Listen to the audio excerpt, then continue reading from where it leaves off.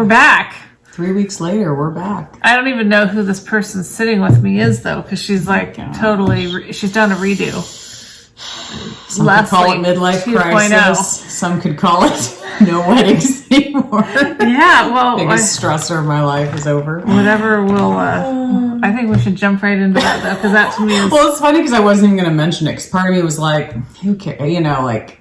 But then I picked this shirt today because it's hot and I just got it and I like it. But I was like, and I need to let it air out, you know? Yeah. So I was like, crap. Okay, well, you can't hide it. And that's the gist of a tattoo. The last thing you want to do is hide it. Right. No, for real. But I'm not usually a no sleeve person. Oh, gotcha. I never wear shirts like this. That's true. Ever. I don't recall really seeing you in So it's a little bit of a, it's weird for me because I usually am, you know, have sleeves. So it's, so I got a few tattoos. It's like, wow. And I mean that in a good, like, I didn't get my first tattoo till I was 50. Yeah. And then I got 3. And then I've got none. See, that's the thing. I feel like after my big one that I'm getting in September, I feel like then I think, although I have a couple more on the plate. Because when you say, I would love to get more. Yes. And especially like, I think that there's almost an addictive nature to them, like it is. Where you get one, you're like immediately you want to get another one, and that's how I was. But then time went by, and now I'm like, I know, you know, you got to do that. Yeah. You did it. You went in to get the one, and now wham, bam, you've got a mirror. So okay, so I mean, this one I got years and years ago. Yes. The Seek Discomfort. So that's all I'd had for a couple years. Keely and I got it together. Yes. And then after the weddings, I've been wanting to tattoo another one for a long time, but I just, you know, I don't know, just time, money, you know, for girls' weddings. So anyway, so I got this one. This one's Live Wild and Free. And I love it because it just reminds me of camping, outdoors, trees, nature, which I love. And I believe in freedom and I love the wild. So to me, that's why I got that one. Okay. Because my daughter was asking me, she was like, Mom, what's the meaning behind all of your tattoos? I was like, some of them have no meaning. Some of them I just liked. So then I got that a week ago Friday. There's a lot of meaning in just liking something. Exactly. That's to me. I just like artwork type stuff. Yeah. So if it looks cool to me, I'm like, I agree because I've thought about that too. You're tattooing something on your body; it has to have some major significance, some story. Right. Whatever. Yeah. Well, and it's funny because I hemmed and hawed over my very first tattoo, and I think you did too. Like we really thought about it for long and hard. Yeah. And then now that I've gotten these, I'm like, I don't like. These next 2 I decided the day of. So it was like, I didn't put a ton of thought. Okay. So then I went back this last Friday, and got this one, which it's still really muddied and, you know, it's still healing, but it's a moon. But I love how artsy the moon looks. It's not just your typical moon. And then there's trees in there and stuff like that. So, matter of fact. I just thought it was really pretty. Let's really see this. So it's very artsy. It's not just your typical moon. No, it's really but it still has to peel and stuff. It's still, you know, healing. So that one's still working. And then this is the crazy one, which I was like, okay, this one I can't hide. But I did ask at first if they did, if they had glittery ink. Yeah, totally. I was like, that'd be so cool. That'd be awesome. They don't. Okay, good to know. I think it is a thing. Oh. But I just don't think they have. I don't know. So anyway, I did, you know, some you know, celestial stuff. It's very pretty. So it goes across. And he said he can add to it if I want, like if I decide that I want more planets or whatever up here. But you know how I love wearing like sparkle spray and stuff. So I just thought it'd be cool once it heals, you know, because it'll be just like sparkly and it'll be like the universe, you know. So anyway, I did that one, and then so then I'm getting a big one on my shoulder. It'll come over here a little bit, a big floral one. It'll go down to like about here. So these were all kind of in preparation, like to feel the pain, because like this one and this one took about 2.5 hours, I think, to do both of them all together. Yeah. And when he did this one first, this one second. And when he was doing this one, like at first I was like, oh my gosh, this doesn't hurt at all. And then towards the end I was like ready to be done. Okay. I just was like, okay, I'm ready. Were you ready to be done because of this particular area or just all together? Like just, I felt like I was done feeling that feeling for 2.5 hours, you know. But I was like, this one's going to be 4 hours. So I better, you know. Oh, you'll be okay with that. But I have a couple friends going too that are getting tattoos. One of my friends, her son is in the Navy, so she's getting a Navy tattoo. So it's kind of turning into this thing, you know. So a bunch of you are going at the same time? Yeah. Oh. Mine's going to take the longest, though. I mean, it's going to take, you know, the 4 hours. So it's going to be interesting. But so, yeah. So I'm kind of preparing myself for that one. But I don't know. I feel like after that, I don't know, though. See, I say that, but then right now I'm already thinking of another tattoo that I want right here. So, and maybe another one there. So I don't know. I don't want leg ones, though. I don't want like full back ones because you don't see it. And to me, I like seeing it. I do too. But I do see myself maybe with more arm ones, you know. So we'll see. But yeah, it's been fun. It's been crazy. It's been, you know, I don't know. Just think now that the weddings are done, I'm like, oh my gosh, I can just do whatever. So yeah, it's nice. Apparently. I do draw the line in some areas, but tattoos, you know, I'm just saying, like, going crazy, you know, it's like, I'm not that crazy. What? No, I'm just like, tattoos people can think of as like being like, what's wrong with you? But I just like tattoos. Well, I mean, definitely tattoos are more common these days. It's not like, you know, and I guess there's probably still some areas, at least maybe in parts of the States, and then I don't know about other countries, where maybe tattoos, I don't know if they're still looked at the way they were when I was younger, but who cares? I mean, we like them, and they look nice, and if they don't look nice when you get older, so what? Oh well, things don't look as nice. When Nothing's going to look as nice when I'm older. That's just a consequence to the way it is. Yeah, so it's fine. But yeah, so it's been fun. Yeah, cool. Yeah, I am still amazed though. I was telling Bob the other day, I'm just amazed that with tattoos, like while you're getting them done, they hurt. You know, they're uncomfortable. Sure. But then the minute they're done, you're like, I feel nothing. It's not the residual pain that you I feel nothing. Yeah. Like this was just on Friday, and it's like it's just so weird to me because you'd think that it would hurt, like that you'd feel like, ouch, you know, this is tender, and it's not at all. No, I agree. It's just so strange, but it's good. I'm glad, but then that makes it more addicting. So I'm like, oh, I can sit through, you know, a couple hours of pain for something that looks cool, you know? Yeah. So, but yeah. So anyway, yeah. So weddings are done. They were awesome. I'm so glad they're done, but they were beautiful. It was awesome. We roasted. It was very hot on Keely's wedding day. We were dying. We'll insert pictures. Yes. How we stayed cool. But it was a phenomenal night. Like it was, I don't know. It's so funny how both girls' weddings were so different, but yet so perfect for each of them. Yeah. And like represented them both really well. And I feel like they both had their dream wedding, whatever that was. You know what I mean? And that's, I think, every mom's goal maybe, or maybe it's dad's too, but it's like you want your kids to be like, that was the wedding I wanted. That's, nice. You know. So that was really cool. And how are all the newlyweds doing? Good. Keely and Jesse just got back from Canada. Oh, did they? Okay. Yeah, they got back yesterday. They went on their honeymoon there. And then Emmy and Cole are great, just working their tushies off, doing their jobs, but they love their jobs, so that's good. Yeah. So far so good. Several weeks in, 4? I don't even know how many weeks it's been now, but I don't either. It's probably been a month for Emmy and Cole, and I think it 2 has. or 3 weeks for Keely. I don't know. We'd have to pull out the calendar and look. Yeah.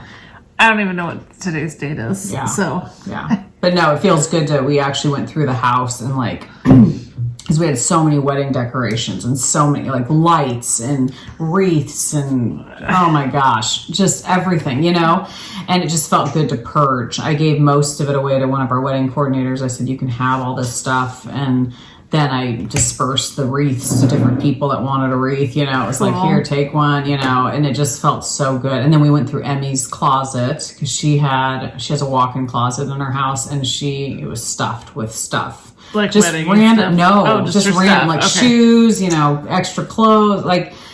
We still have bins in our shop of both the girls. Yeah, well, Bob wanted to get rid of it. You know, he's that type. So he was like, let me get a box. We're just going to put it all in there. We're going to take it out to Emmy's. And so I felt horrible because I was like, I'm sorry, Emmy, to be dumping all of this on you. And they live in a tiny house. Yeah, they live in a tiny home. So I felt so bad, but at the same time, I was like, Dad's fault. It's your stuff. I mean, I don't know what to do with it, and I want to use your closet. So then the other day, I went through my closet because I have a walk-in closet too, but it's shared with Bob. So, you know, I don't get as much of it as Emmy's closet would be. Should. So I moved all of my dressy clothes, dresses, that kind of stuff, dressy shirts to my bedroom closet, and then moved all of my shoes, all of the summer and work clothes, that kind of stuff, to Emmy's closet. So it's nice. It's just, it's weird to mentally get like, oh, where's that shirt? Oh, okay, it would be in that closet. It's okay, in my under closet. Yeah, so that's a little strange, but it's nice. It's nice to have everything just spread out, and I can see everything. And then it also gave me an opportunity to like get rid of stuff, you know, that I don't wear anymore or whatever. So it was kind of a nice day to just do all that stuff. Oh, they're playing. Yes, the update on the doggos. So Leslie has all the wedding and tattoo updates. Yeah, I have a dog update. And Renada being here. Yes, you know, of course. So, yes. That's great. Yes. The novelty of the puppy, I'm not going to say has worn off. Okay. Love her. She's super cute. Yeah.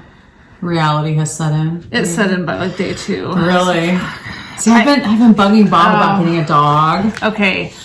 Should I not? Well, today I say, they're just so much work. Yeah. I mean, like, part of it, and it'll be worth it. Like, Grace and Oso are playing now, and that's why we got her. Yeah. We wanted Oso to have a friend, and they are playing a lot better. So I do have hope. Okay. Yes. And there have been some times where she's alerted us in a way that she needs to go out. Okay. But we're just constantly taking her out. Like, I know that there are people that have, like, they get their puppy and then they work or they still live their life. Yeah. And they just put them in a kennel and they have to just clean up whatever the aftermath is. Yeah. But since we're retired, we're here 24/7. And so we're constantly, that's what I do. Yeah. I take the puppy out, I bring the puppy in. I take the puppy out, I bring the puppy in. I play with the puppy. I try to get the puppy to sleep, you know. Clean up after the puppy, yeah. And my house is a disaster.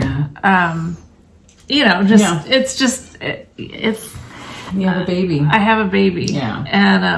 And it's fine. In another couple months, I'm sure I'll be like, oh, it was so worth it. Totally. And of course, you know, she's adorable. I love her. She's great. Yeah. It's just. Couldn't be any cuter. I feel tired.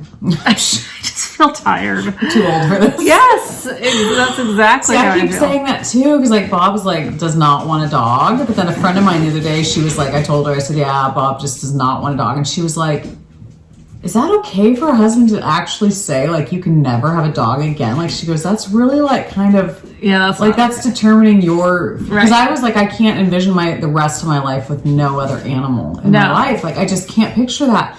And so I told him that. I said, hey, Tammy said this. You know? Yeah. He was like...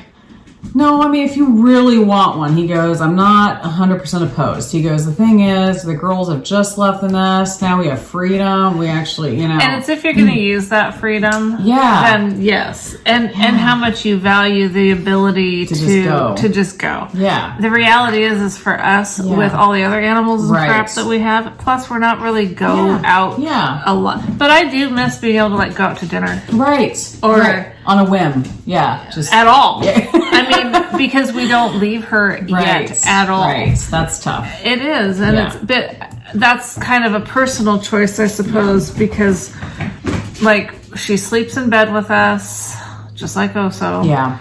And we did try having her sleep in a kennel one night. Yeah. You know, and I told Michael, I was like, she's going to cry. Yeah. But we have to do, whatever we do now is what we're setting ourselves up for the rest future, of... Yeah. And, but, you know, he's a big wuss, and he's like, yeah, but she doesn't know.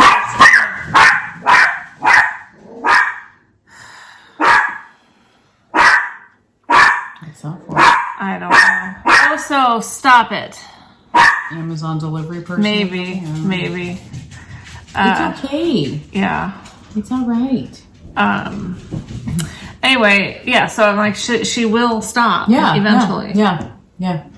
So we're laying there, and it's heartbreaking. It is. I mean, they just have that way of making that noise. It's just so sad. And so finally I was like, look, do what you want. Yeah. Okay? If you feel like you can't do this, go get her, whatever. But I'm not. I'm fine. You know, I'm fine with you. Because I remember when Renata was a baby, I held her every second. Like, she was either in my arms or in her swing. That's where she slept, napped, everything. She never slept in a crib, nothing. Yeah. she never got the proper rest. You know, we'd be sitting at the table, this little 2-year-old would just clonk down. Yeah. You know? Well, then when I had Rebecca, I made myself make her sleep in her crib. Yeah. And I laid outside on the floor in the hallway crying for like 2 nights while she cried. And then it was all golden. Yep, totally. So I know. If I can let my child cry in their crib, a little puppy I can let a puppy do it. Yes, you especially know? if they're in a safe environment. And I know she's not hurt. Right, you know. Right. So anyway, it's whatever. It's all fine. It'll all work out. Yeah. As for... I'm sure that when it's all said and done, I'll be like, oh no, I'm really glad that we did this. Because I can't imagine, like, if something happened to Oso, I wouldn't want to not have any dogs. Yeah. So I can't imagine. And And it's nice that they have each other. Oh, yeah. So. But as far as getting, like, when you already have a dog at home, I think it's more important to bring in a puppy. Yes. So that they can... But if I was a no-dog home, would I perhaps look for a dog, not necessarily some crazy rescue of a dog that has a bunch of mental problems, because we've done that too and it didn't work out. But maybe a dog that's already trained some and not so high needy.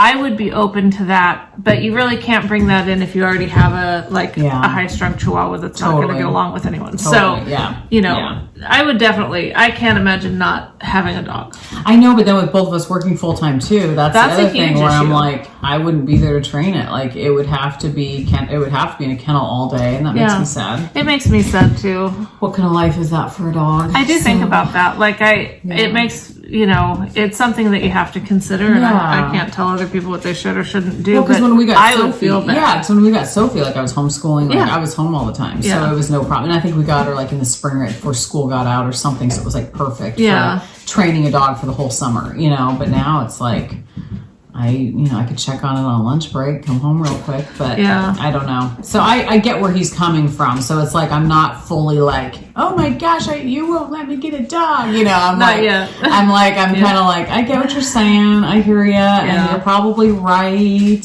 But then I just can't imagine not. But then I get it. So I go back and forth. And the thing is, Emmy and Cole have 10 dogs. 10? Yeah. Well, between their whole, you know, they live on the property with his parents and his grandparents, but they have 10 dogs, plus they have sheep, chickens. I think that's it. So I'm like, if I need a dog fix, I can go to their house. And I went yesterday, got to see Duke and Daisy, the big, huge dogs, and I love them. And so I got, you know, it's like, if I need a dog fix, I can get it. It's just, there is something about a winter night when you have a fire going in the wood stove and you have a dog sitting on your lap, and so, I would have a huge hole in my life if I didn't have my dog. And now that my girls are gone, I'm like, I feel like I need to mother something. Yes. I think that's a big part of it. I would not have gotten by these last few years of transitioning from, you know, having both my girls move out on their own, go off to other parts of the country. I mean, I would have. I can't even imagine how I would have done it without a dog. No, and that's the part I miss. I think it's like the selfish part of me misses the. It's not selfish. No, nurturing to give. No, I feel like that. Yeah, it's like I miss that part of being able to. The yarn only fulfills so much of our needs. It's true, and it is soft, but it's not as cute. You know, it does smell good. Well, you don't smell your yarn, but it does smell good. I do like how yarn smells after I've given it its bath. Okay. So Same with the dog. We can come together. A dog never smells that good. Well, once they're dry, when they're wet, they don't smell good. But if you give them a bath and you use some essential oils or something, I suppose. They smell good. Yeah. Maybe. They do make doggy perfume and cologne and stuff. So, yeah. I live out in the sticks. I don't know anything anymore. It's all right. It's all good. I don't know what they make anymore. Yeah. Well, they made it back when I had Sophie, so it's been years. But I just remember because I was like, oh, I hate that doggy smell. And so I remember they had like doggy, you know, perfume and doggy cologne. I was like, oh my gosh. Very funny. Moving right along, I'm going to jump into one community service just because this was such a big deal. Remember the phone case? Yes. And it was really funny because it was at Keely's wedding. Yeah. Leslie asked me, oh, did you ever get that case or whatever, you know? Yeah. I was like, no, it's been sold out and blah, blah, blah, blah, blah. Next day, got notification that it was back in You're stock. welcome. So, yes. See me mentioning it. Isn't that adorable? Your phone heard it. And it's then just like so ridiculous. Velvet Caviar is the company, and there's just something. And somebody commented on my Instagram, that it's kind of the golden books. Yes, that the golden books. It's kind of that look, and that's exactly. It was like, yes, that's why it takes me back to such a fond memory in my childhood. Totally, golden books were the best. Yes, really still good. love them. They still are great. I don't sit and read them so much, but you don't sit and read children's books all day. I mean, I maybe. I don't want to talk about it. Okay. Wow. I don't want to hidden away in a closet somewhere. Exactly. We draw the line don't look somewhere. in that. Yes. Yeah. We don't read. We all have to have books. our secrets. Can't let you know everything. Got to keep some things to ourselves. Exactly. You guys already know too much about Way us. too much. Yeah. So anyhow. All right. Well, not only did Leslie show up here covered in new ink. Oh my God. Just looking like a whole new person. It makes me feel really old now. And why? You had more tattoos than me for the longest time. Why do you feel old? Because it's just boring. I don't do anything new and exciting. Gosh.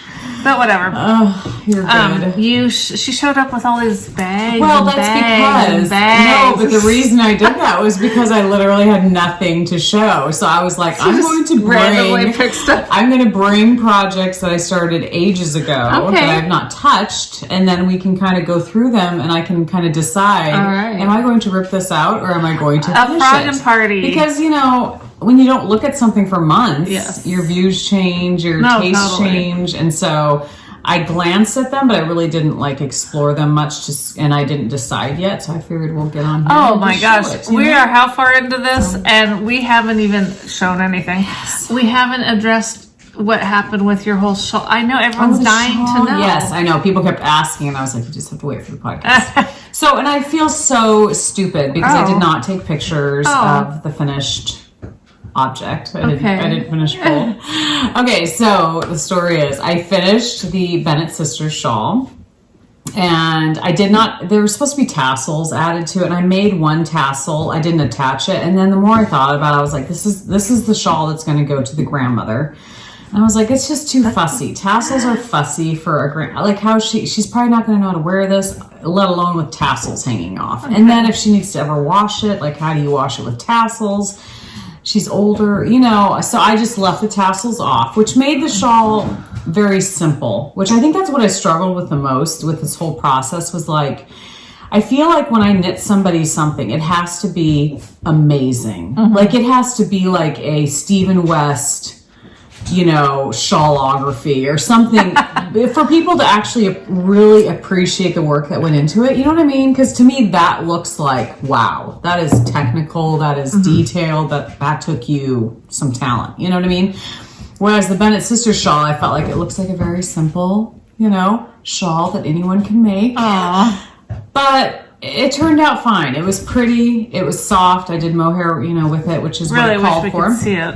I know. I'm so sorry. Can we contact the grandma? Maybe. Does she know how to take a picture with her maybe phone? Not. I just think I was too stressed. There was so much going on at that point because it was a day or two before that I finished it that I just was like, let's just get this out of the house. When am I going to gift it to her? And then the other awkward thing was Keely was like, Mom, come with us when we give it to her. I was like, I don't want to be there. I feel weird. I don't know. I get very weird about gifting things to people and being there. I would prefer to put it in a gift bag. You take it, you open it in your own private time. Oh my gosh. You can tell me thank you later, whatever. I don't know. I get weird about that kind of stuff. I just feel strange. Is it only if it's something you've handmade, or is that for any gift? Mostly handmade. Okay. Yes. I always get awkward gifting people things anyway because I always think they're going to hate it, they don't like it, they already have it, they don't need it, whatever. Or I just didn't put enough thought and effort into it, so they're going to be able to tell. You can never be accused of that. You put a lot of thought and effort into it. Not as much as you though. You're very good at gift giving. You're very thoughtful in your gift giving. I feel like, and there's times that I am, but there's times I can tell that this was kind of last minute. I went to the store and tried to find something. You know what I mean? So I can tell the difference between if I've put effort and not, and I think it shows. All right. So anyway, but no, when I hand make something, I just judge it, and I feel very self-conscious about it, and very they're not gonna like it. What if their reaction? What if they're who cares? So anyway, I went with her because she insisted. Gifted it to the grandmother. She was very sweet. She was like, oh, thank you so much. It's beautiful, you know. And it sounds like Keely was really pleased. She was. No, she was so thrilled. Okay, so that was done. Half and half wrap, I knew like 4 days before the wedding, there's no way in hell I'm finishing this thing. It's too big. There's no way. And so I just took the stress off right away, and I went and looked through my drawers because I have a gazillion, not a gazillion shawls because we've given away a lot over the years, but I had one that I loved, wore a ton, so I felt good about gifting it because I knew that it was something that I really loved and that I had spent time on, that I loved the yarn, I wore it a lot. So it was the Coastal something. I don't remember the name of it because it was literally years ago that I made it.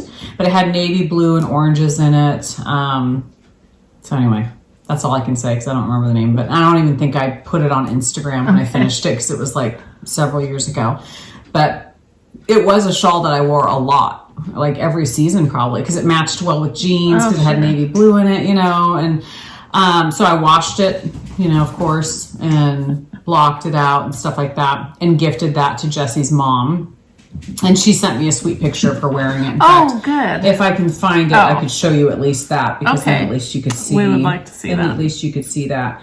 But she was very sweet about it. And I was not there when she got that. So, because she wasn't around, I don't think, when I could do that. Okay, I will try to find it. Okay. But anyway, so that was sweet and that was fun. And she seemed to really like it. So I was happy with that. But, gosh, I know it was like a text between, Anna and Keely. Okay, here she is. Oh, kidding. So she's beautiful. This is Jesse's mom. So do you remember that one? Aw, I do now remember that one. Yeah, that's a great picture. Something. I just thought the coloring looked great, and Keely's, you know, requirement had to have navy blue, and so I was like, this one has navy blue in it. I think the coloring is great on Anna. So she sent me that picture, and she was like, thank you so much. So I felt good about it. It's funny, once I took the stress off of finishing the half and half, it just made me feel like, you know what, it's fine. And I was talking to my mom about it, and she was like, oh, I would love a half and half. And I was like, all right, I'm finishing it for you. Nice. So I already have someone it's going to. You'll see it today. It's almost done. Not that it wasn't special going towards the recipients that it was originally going to go to, but to go to your mom, that's really special. And the thing is, like, I felt like in order to make it okay for me to gift something that I'd already finished to Anna, I felt like it had to be something that meant something to me. And because a lot of my shawls, I'm like, it's pretty. It was fun making it, but you know, whatever. But that shawl, I literally wore a lot because I loved it. It was a sacrificial thing. Yes. And so I felt okay with that because I was like, no, this is something that I could keep easily, and I would definitely still wear it because I love it, you know, and that's why I haven't gifted it all these years. You know, I could have gifted it a number of times, but I never did. And so I felt good about that. I felt like, okay, I'm giving something that actually I really like. It's not just something that I think, this is junk, or this is something I didn't like. You know, you can have it, you know. So I felt okay with that. And the half and half wrap, when you guys see it, I mean, it's huge. It's, I'm knitting it with the good, I think it's called Good Wool, which is Purl Soho's. Is it handy? It's in one of the, yes, it's right here. Okay. So yeah, we should actually show some, you know. I'm thinking maybe. Yeah. So I'm on my second skein of I think it is called Good Wool. Yeah, it's Good Wool. It's their Highland wool. So I think it's their DK I think that's what you said before. Yeah. Is that you'd figured out it was kind of a DK. So I'm doing the darker blue right now. So it's, you know, it's huge. It's huge. So finishing up this blue triangle. So I have, you know, you go all the way across. So I have this much more, but you're wrap and turning every stitch. But I work on it literally every day. So I know it'll get finished, I'm sure, by next podcast. Oh, good. No problem. So, and it's just nice. It's so weird working on it now and not having that pressure. So you can enjoy it. I'm just enjoying it. I'm like, I'm going to pick up my half and half and work on it.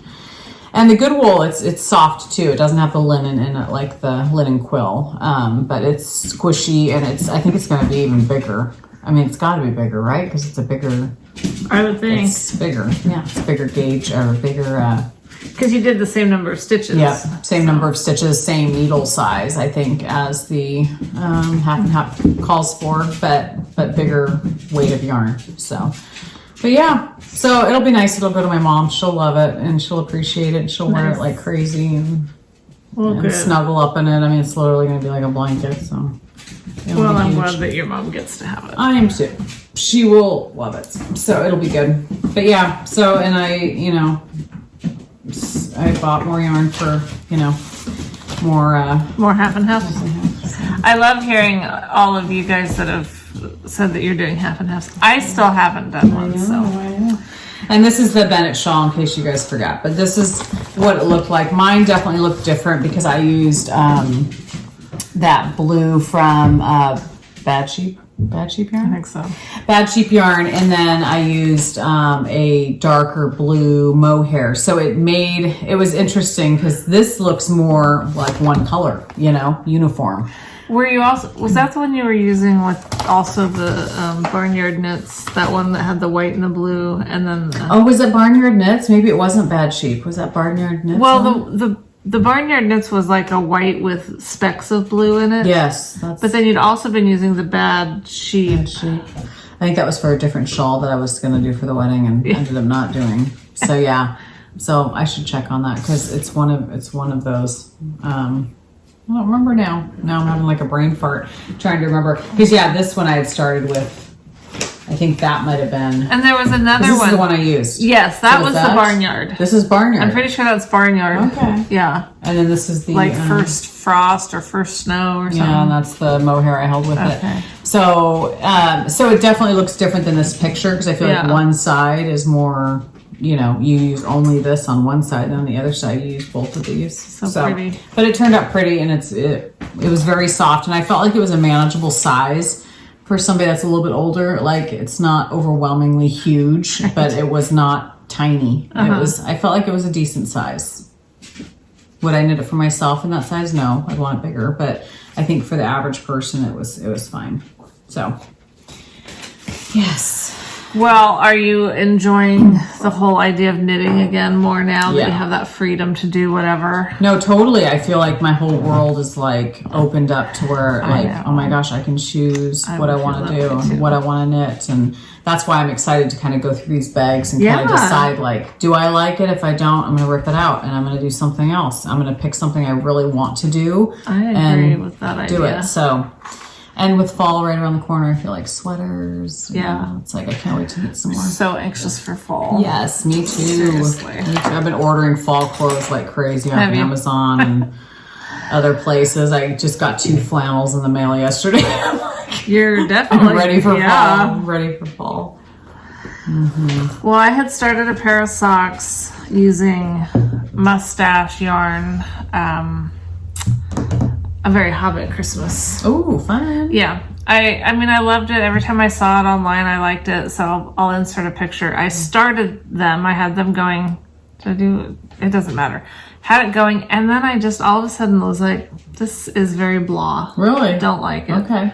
Didn't want to do it anymore. So I ripped them out and I started another, just a scrappy sock. Oh, that's pretty. Which I will get another one going at the same time. But yeah, that's just more fun. It was just more what I was in the mood for. Mm-hmm. So, that's funny how yarns you really do. Like there is certain ones that you're like, oh yeah, this is hitting the right spot. Yes. Like I'm in the mood for these colors. And then other times you're just like, it's just not doing it for me. And it's funny how sometimes you can just love, like you just love it, and then all of a sudden the love is gone. Yeah, and you wonder, is it going to come back or should I just get rid of it? I know. Yeah. Cleanse my so true self of it. So true. So that's fun. So the one from Mustache Yarn, of course, it was self-striping. So what colors did it have in it? Like what? Well, kind of Christmassy colors, but very muted. Okay. But no, I love. I would say I'd show you a picture, but. The picture will be up there. Yeah. But it just, I don't know. It was just funny. They just felt very muted, and I just wasn't in a muted See, and I wonder if, like, towards Christmas when it gets cold and stuff, if that color will be like, oh yeah, I should have done them. It'll be but maybe by then you'll want to knit them, I already told someone they could have the yarn. Oh, okay. I mean, that's how I was just like, no, I don't want to. Yeah, you're just over I'm never gonna like this. Never ever. I mean, I probably will order it again. Yeah, I've done that before. I think. That's funny. Yeah. So when I've done scrappy socks before, I've done them with self-striping yarns. Okay. This one, I'm just grabbing. I don't even really have a big plan. I'm just doing like I started with that one, with that really bright one for the toes, and then I did a pink, and then this next section was this bipolar from Republic of Wool. Republic of Wool, yes. Okay. I've always just loved this, and you know what I'm doing? I'm just kind of doing in a sock what we do with our blankets. So it's just like on a smaller scale. Yeah. And I'm not in any hurry to get it done. I just don't care. I just wanted to be. Are you counting rows? Like, okay, I'm gonna do this many rows. No. Okay. No, I'm just gonna do it how I like it. Yeah. Because some things, some self-striping yarns that I really like are ones that have uneven stripes, like when they're not the same width and stuff. So I just soon just kind of go with whatever. Weaving in the ends as I go, so I don't have, I was going to ask you about that. Like, how are you doing it? How are you joining your I am just, because with socks and magic knot, to me, it just doesn't work good. Okay. Whether it's me doing it wrong or what, but I'm just adding it in the old-fashioned way and weaving the ends in. Okay. Nice. So that's very fun. I mean, that's as far as I've gotten. So at this point, it's still fun. That's good. We'll see how I feel in a while. That's one thing I do want to cast on is a pair of socks. Yeah, you do need to do it. I mean, not need to, but it's I'm need. sure it's it is something now. that you'll be definitely getting back. Have to going on. Yeah. I seriously though, I think the thing that's keeping me from doing it is I have not knit a sock in so long that I feel like I'm gonna have to relearn the whole entire thing. It'll all come back to you really fast. Yeah, hopefully. Yeah. But I'm like... but I will tell you, the toe up... Yeah. We always do toe up. And I should probably refresh, because we talk about things as though everyone knows exactly what we're talking about. As if everyone has watched every episode and has everything and remembers memorized. everything from it, yes. Like we do. We do, we always use, when we do toe up socks, we use this... Is it called the rounded... I don't know. Gosh. Toes up. It is. Yeah, I know that. Sorry, I talk to my iPad. It's all right. It hears you. Doesn't listen very well, but it hears you. It is the seam-free rounded toe for a toe-up sock recipe by Lynn Ashton. Okay. That's just what we always use. Yep. And I used to always do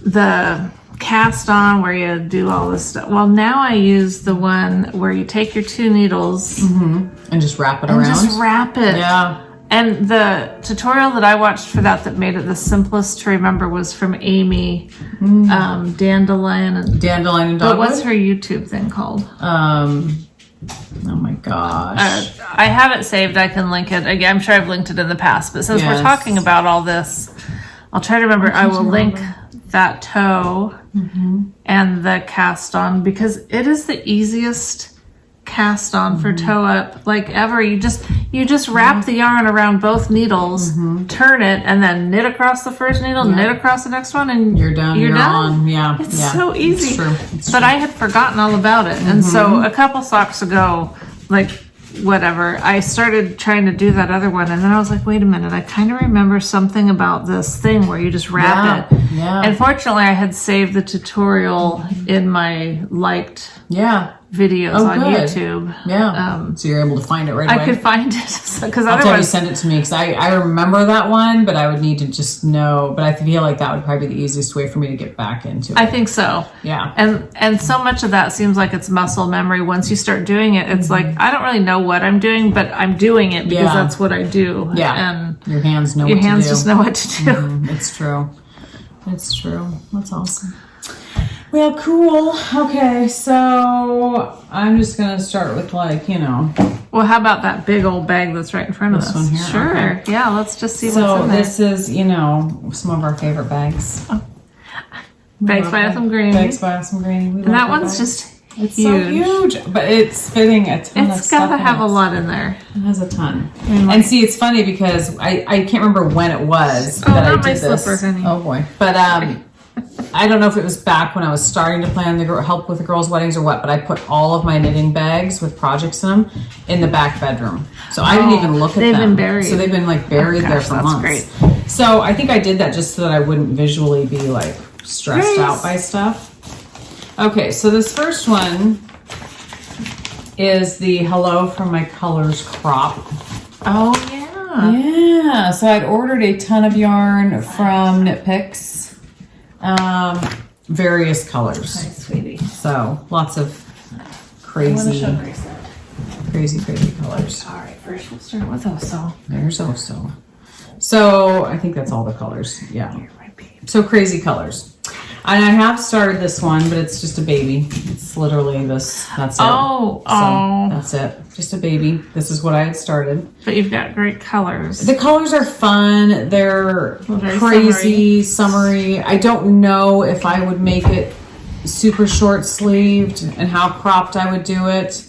I mean, I've only made, I think, one cropped sweater, and I love it. So I think maybe I would do this one cropped also. So we'll see. But this one I'm still excited about. I'm kind of wondering if I should have done a gauge swatch, which I never say that, but I'm hoping that this is dense enough and not too loosey-goosey. Are you using the suggested needle? Yes, I am. Yes.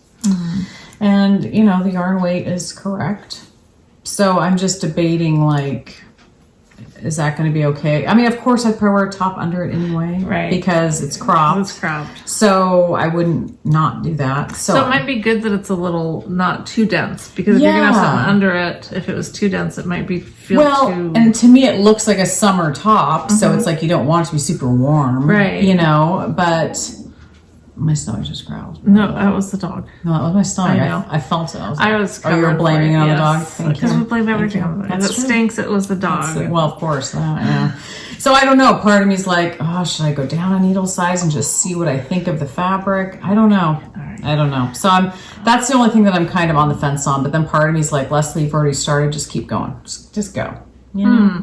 So the only thing you're on the fence about is the denseness of the fabric. Pretty much. I still like the pattern. I'm excited to do it. I think it's pretty. It's something a little bit more, not complicated, but definitely with the color work, I feel like, it's something that's going to be a little challenging. Because I feel like I haven't done anything challenging for a long time. Because half and half wrap is not challenging. Your challenge has been time crunch. It's just been time crunch and choosing the right pattern and the right yarn and getting it done on time, that kind of stuff. But as far as doing something that's a little bit, I don't know. And I like that it has multiple colors. I feel like that's the other thing. I've been doing things that are very blue and just two colors and basic, you know. So I feel like it'd be a fun top, you know. Sorry, I'm not. Here's Grace. Look at that. Look up. Oh boy. She's like, whatever you're doing, stop it. Yeah. Okay. Sorry, honey. Yeah, I just want to be close to Mom. So that's the first one. Okay. So I think that one will probably stay on the needles. I bought the yarn specifically for it, so I feel like if I don't use it for this, what else would I? You know what I mean? The only other thing I could suggest that might make you feel better going forward is just to take another one of those colors. Don't undo anything yet. Go down one needle size. Just knit a little swatch to see if you like that fabric better. You're brilliant. Do you see the brilliance just rolling off of me? You're so smart. Oh my gosh. Because then you'll feel better about it. Yes. No, you're absolutely right. You're absolutely right. The other thing I thought about slightly was I was like, maybe should I be starting with white?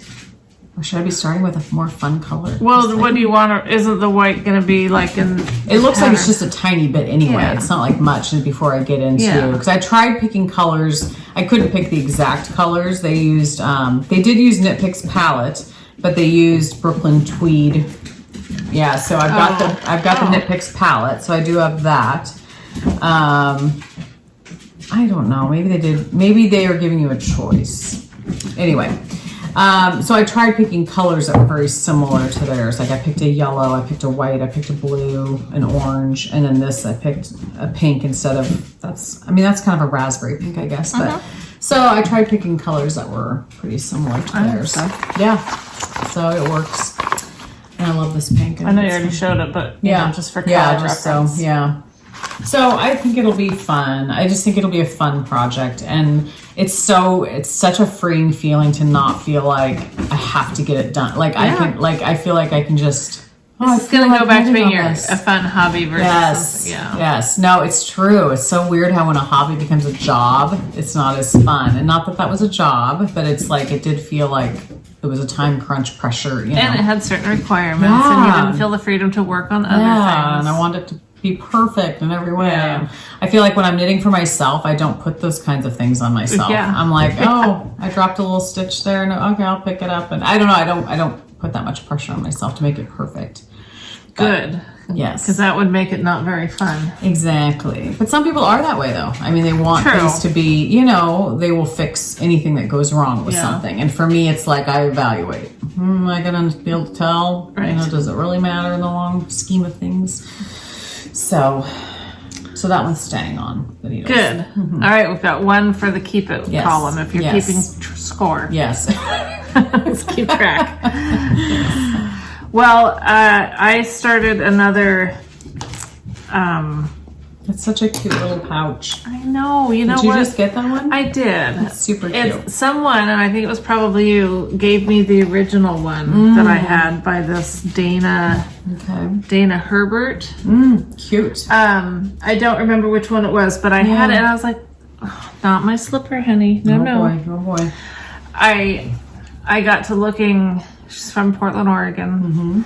So anyway, I searched, and she still had stuff. Stop it. Little ankle biter. That's where they get their names, you know, chihuahuas. Go away. Little ankle biters. Oh, well, it's just my favorite pair of slippers. Nothing important here. No. But you are moving your leg, which I know, makes because it more I'm fun. trying to put it away from her. Okay, there. Like, no, really, don't play with my slipper. Oh, let me move it around for you and tease you. Well, go look at Leslie's foot. She's got nice slipper, though. Well, you've got shoes that can be chewed on. That looks like a good chew toy. Yeah, they could be chewed on. That's for sure. Beast. That's what we call her, the Beast or the Terror, because that's what she is. Oh my gosh. Anyhow, yes, I like these little. But anyway, so I have all these old row 1 minis, and I just put together some different sets of 5 to do more of the squares. Fun. So this one started with. Oh, I thought it was the same yarn. No, this is Woolen Boon, and this is called Dumbledore's Army. Cute. And then the other colors I'm going to use with this set, you know, is Goosey Fibers.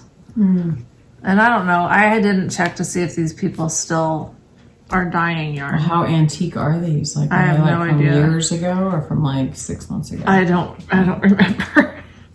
Earl Grey Fiber, I'm pretty sure she's still dyeing. Yeah. I think so.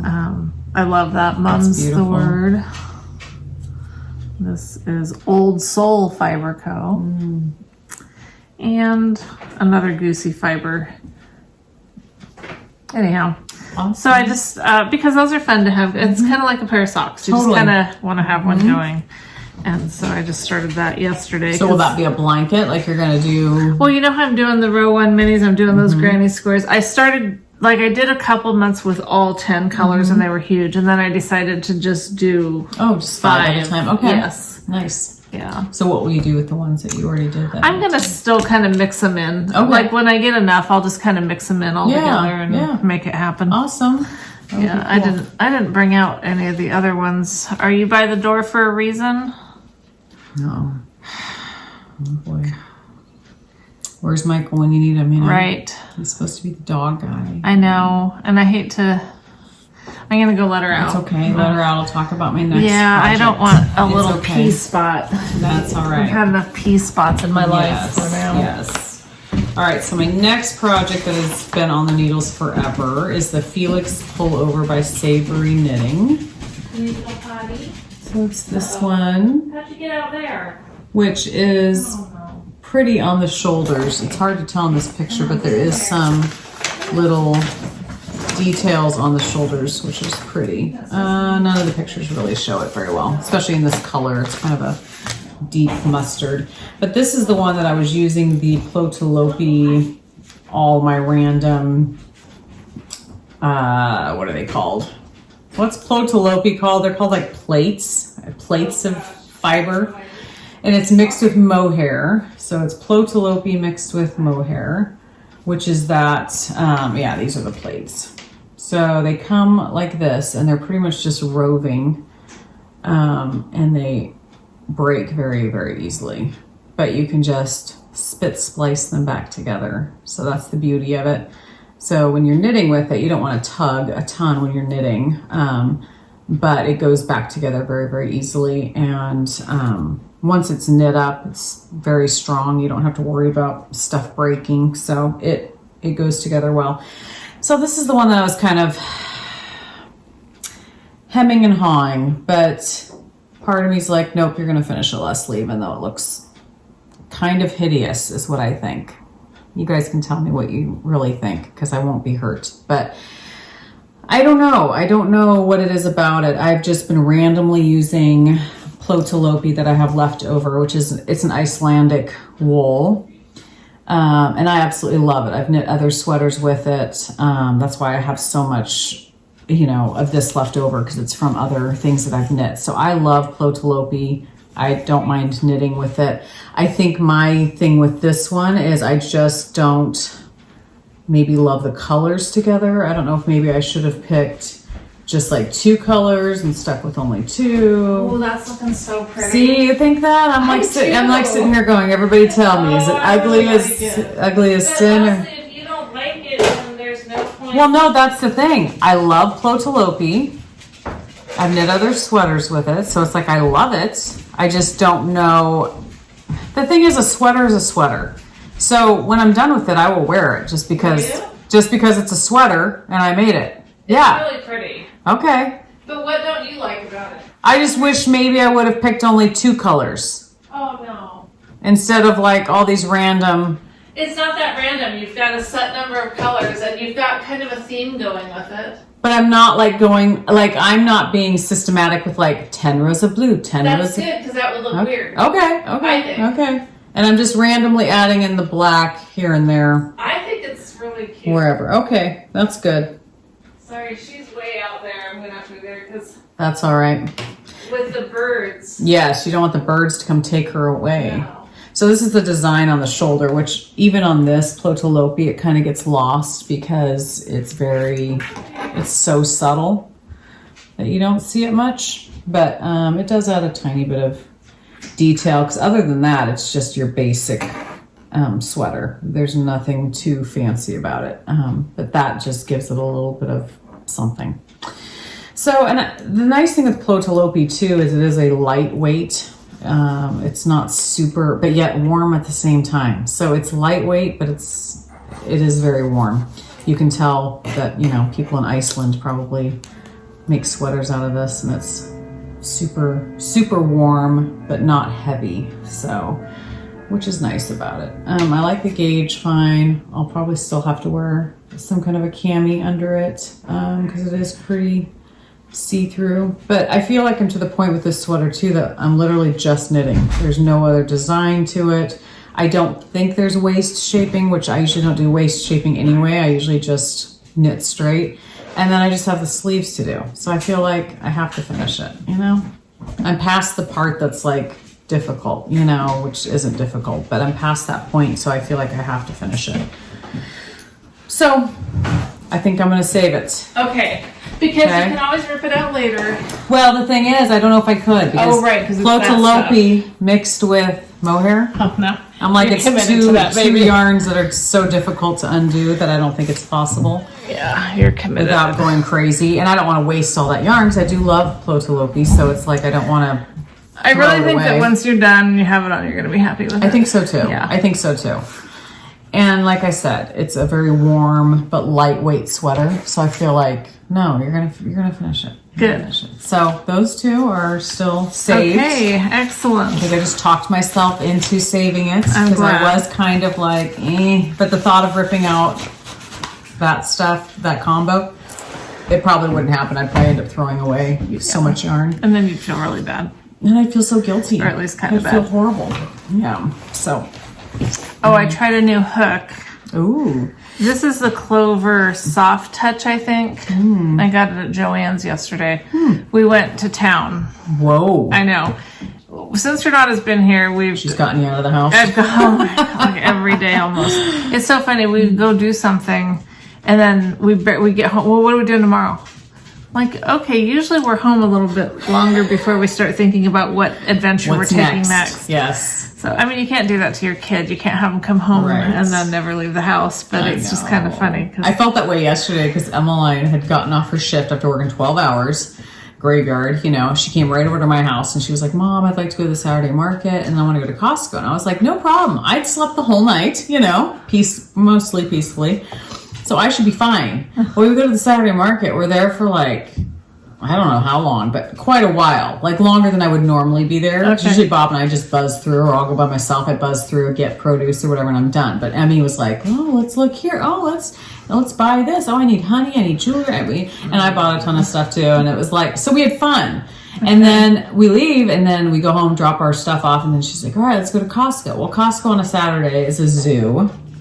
So we go to Costco. Wow. Well, she's at that point starting to get tired. And so she's just kind of wandering and we're already in this section, but then she forgot that the section we were just at had this. So we got to go back over to that section because she forgot that she needed that. And by the time we were done and I got home, I was just like, I'm just done. Like I need to just chill for a little bit. Like I'm done being out, you know? Yeah. So, and I was like, here, I've slept all night. I shouldn't be feeling that way. But I'm just like, I think with all the people and all the crowds and I was just done, you know? So I hear what you're saying. It's like you need to recoup, you know? Totally. Yeah. Well, our farmer's market that we went to takes like 5 minutes. So there's nothing there. Not much there. But then we went... She wanted to go to Big Lots. Oh, okay. Mm-hmm. And since we've lived here, there's a Big Lots, Joann's, and a Harbor Freight. And I've been in that parking lot, but I've never gone into Big Lots or Joann's. I've been to them down in Clackamas, but not up here. So anyway, I went in and they had these, because I've seen these, and I actually ordered one from Amazon, but it won't be here for a while because I wanted to try the difference between, so there's these Clover Soft Touch, then there's the Clover, I think Armor. I like those.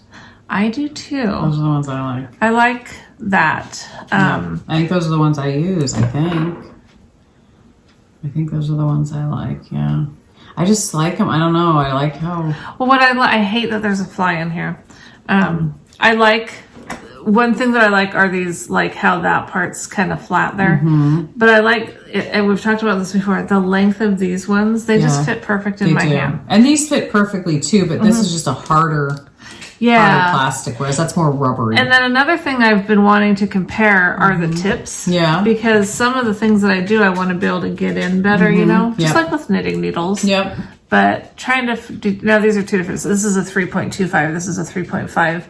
But, so I've just been buying different hooks so that I can really compare. You really have been buying lots of different hooks. Yes. Speaking of crochet hooks, we do have that giveaway of the Laurel Hill. And remember I told you guys that I'd found the one and it was shorter? Yeah. That's what I said like last episode.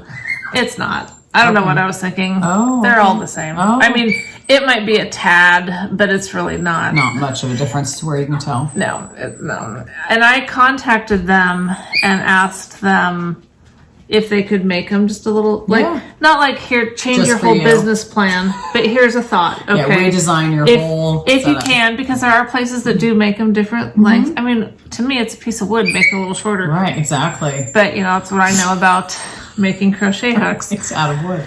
So, and I was thinking, after I sent it, I was thinking, they're not going to want to talk to me anymore. Because here I am being here, could you do it this way? Can you do it this way? Can we do this now? Can you just do it? How about you just make a special set for me? Call it the Michelle. But they finally did get back to me, and I'm sure they just had to think, okay, she's just an idiot. She's not trying to be offensive. But anyway, so they're not going to change it. No, they're like, no, that's just not how we roll. They were nice about it, but no, we can't do that. This is how they're done, and you know, whatever. But remember, we were going to do this giveaway of a hook of the winner's choice. But and we still, for a while, I was thinking that's not going to happen because I've offended them and they're not talking to me anymore. But they got back in touch. So I didn't ruin that for you guys. Didn't ruin the friendship. I didn't ruin the giveaway. Okay. The friendship might be over. Yeah. But so we're going to restart that whole giveaway because I did try to pick a winner. Remember last episode I had forgotten. Yeah. So I went and picked someone, contacted them. They didn't really want, I mean, fortunately they were nice about it. They didn't want to take a giveaway that they really didn't want. Oh, nice. Okay. But I thought, you know what? If you're going to have to use a word so I can narrow down through the comments. So if you are interested in winning a Laurel Hill crochet hook of your choice as far as size and wood, in your comment, you're going to have to say, yes, I want to crochet. Well, because I can search, I can do the comment picker by using a search term in there. So say crochet hook. Yeah. And then I can search for crochet hook Narrow it down, because I don't want to contact like a whole bunch of people. Will you take this hook? Will you take? Because it's nice of them to do. I don't want to. Yeah. So I mean, I'm sure a lot of our audience aren't crocheters. So right, exactly. Yeah, we want somebody that actually crochets. Yeah. You might have hooks that you already like. Yep. If you're not a hooker, don't comment on it. Yeah. Do you hear that whining? What's wrong? You just want attention? Wait. You want someone to hold you? You're so cute. Yeah. Go play with Oso. Oh, but Mom. I know. All right. So I've been working on, and this is another thing I got by her. And pretty. The big one. Very pretty. I really liked it. So it's like a bucket. It's not like a it's just a bowl, basically. Bowl, yeah. No handles. But I like to have this sitting by my chair.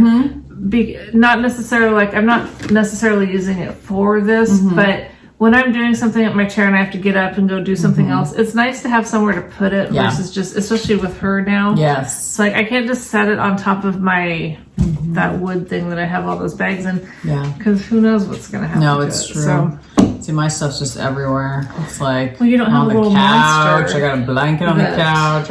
It's so much. I know, but it's nice for everything to have a place. And if I take the time to clean up my area, it looks so much better. I know it. But I just feel like I'm the only one that sits there, and this is my spot where I knit and make my mess. And I mean, it's not too messy, but it could be organized a little bit better. For sure. Because I like it when things are a little bit more in the right place. And well, it helps me mentally too. It totally helps mentally. Yeah. Because I hate chaos. Me too. And that's how I feel like everything here is just chaotic right now, and I don't like it. It's like you at least want your spot to feel less chaotic. Yes. Yeah. So this is the what? It's an actual pattern that I did. Puff. Is it puff? Yeah, something? It's like puff something. Puff. Puffy blankets. Puffy hexagon puff. Whatever. I bought the pattern I think from Etsy. Yeah. A while ago, but anyhow, really cool. This is the main color is that wild blueberry from Bad Sheep. Bad Sheep. Bad Moon. Bad Sheep yarn. Yeah. I saved the tag. I had it because I was like, I'm going to call it the right thing this time. Yes. And then when you were talking about it, I was like, yes, Bad Sheep. Yeah. Yeah. Anyhow, which I've not been on her website lately because she has this one really gorgeous green. Which I mean, she has a lot of colors that we like, but oh boy, she's fine. Anyway, so moving along on this, I'm not sure how much bigger I'm gonna go. Probably I want to do another 10 rounds with this wild blueberry, and then another set of other colors. And then I'll see where I'm at, but I think it's getting there. Yeah, definitely, it's a good size. Definitely. Yeah. Oh, I know. I watched Girls in the Yarn Cafe. Is that what their podcast is? They're kind of back now. Okay. So I was watching them, so I had to order some stuff from each of them because they both still have beautiful. I have one in particular set of minis that I'd gotten from Dragon Horde that I just love them. I'd like to move on to. I don't want to start another big blankety kind of thing until I finish something, but I would like to do something with them. I know they've got gorgeous stuff, and so it wasn't hard. I mean, the only hard part with their website is that there's so many options that you just feel like I can get overwhelmed easily. It's like, oh my gosh, there's so much beautiful stuff. Yeah, they do. So, All right, so this one, of course, I'm not gonna rip out. Okay. I actually really. So maybe Have I'm we not come ripping across? maybe I'm not ripping out anything. I don't know what is wrong with me. No, that's But good. this is the Pulsden Scarf and Wrap by Amy. Oh, Loden. yes. So Taylor S Studios. Yeah. Taylor S Studios. So this is the one I'm doing with her minis from what, two Christmases ago, I think. So excited that we're gonna have her. I know. I'm so excited. Whoa, I knocked myself out. So this one I'm just doing minis, and I'm putting it with different mohairs also. So I have like a purple mohair. I'm just changing it up as it runs out. And it smells amazing because this is my all-time favorite Tuft Woolen soap, the Mossy Woods. Oh, funny. I've literally had this in my bag for years. And it still makes all of my knitting smell so good. Sorry, do you hear that fly? I do hear it. So anyway, I always keep it in my knitting bag. I never use it because it just makes all your knitting smell amazing. So I haven't worked on this at all for, forever. But I'm excited. Let's turn it. Is this? I have no idea. To me, it seems like this. Yeah, this is the front. Okay. So I can't wait to get back to working on it. Yeah. So It's gonna be interesting how much it grows. I know. And then how you wrap up in it. I think I'll just drape it around my shoulders. I mean, because that's the thing. According to the picture, it's really long. I mean, look how big that is. I know. So I will probably just wear it like that around the house. If it's cold or whatever, just drape it around my shoulders. Sure, it's pretty. Or you can wear it as a scarf. I mean, you could just wrap it a couple times. So I don't know. I feel like it could be a great gift too if I end up, but I love it. I think it's beautiful. You know what? It has So a very soft. bakery feel to it. Bakery. You know how sometimes you go into a bakery and the icing on the cakes and stuff is all just pretty and why? I don't know. Do you want to eat it? No, I don't. But I would eat cupcakes in this color of frosting. Nice. I don't know. Do you guys? Does anyone see what I'm seeing here? It's really pretty. So yeah, so it's fun. I love changing up the minis. Her minis are all gorgeous and soft and amazing. So it's like, this is, I want to say it's a treat to work on, but I think that sounds stupid, but it's just fun. I don't know.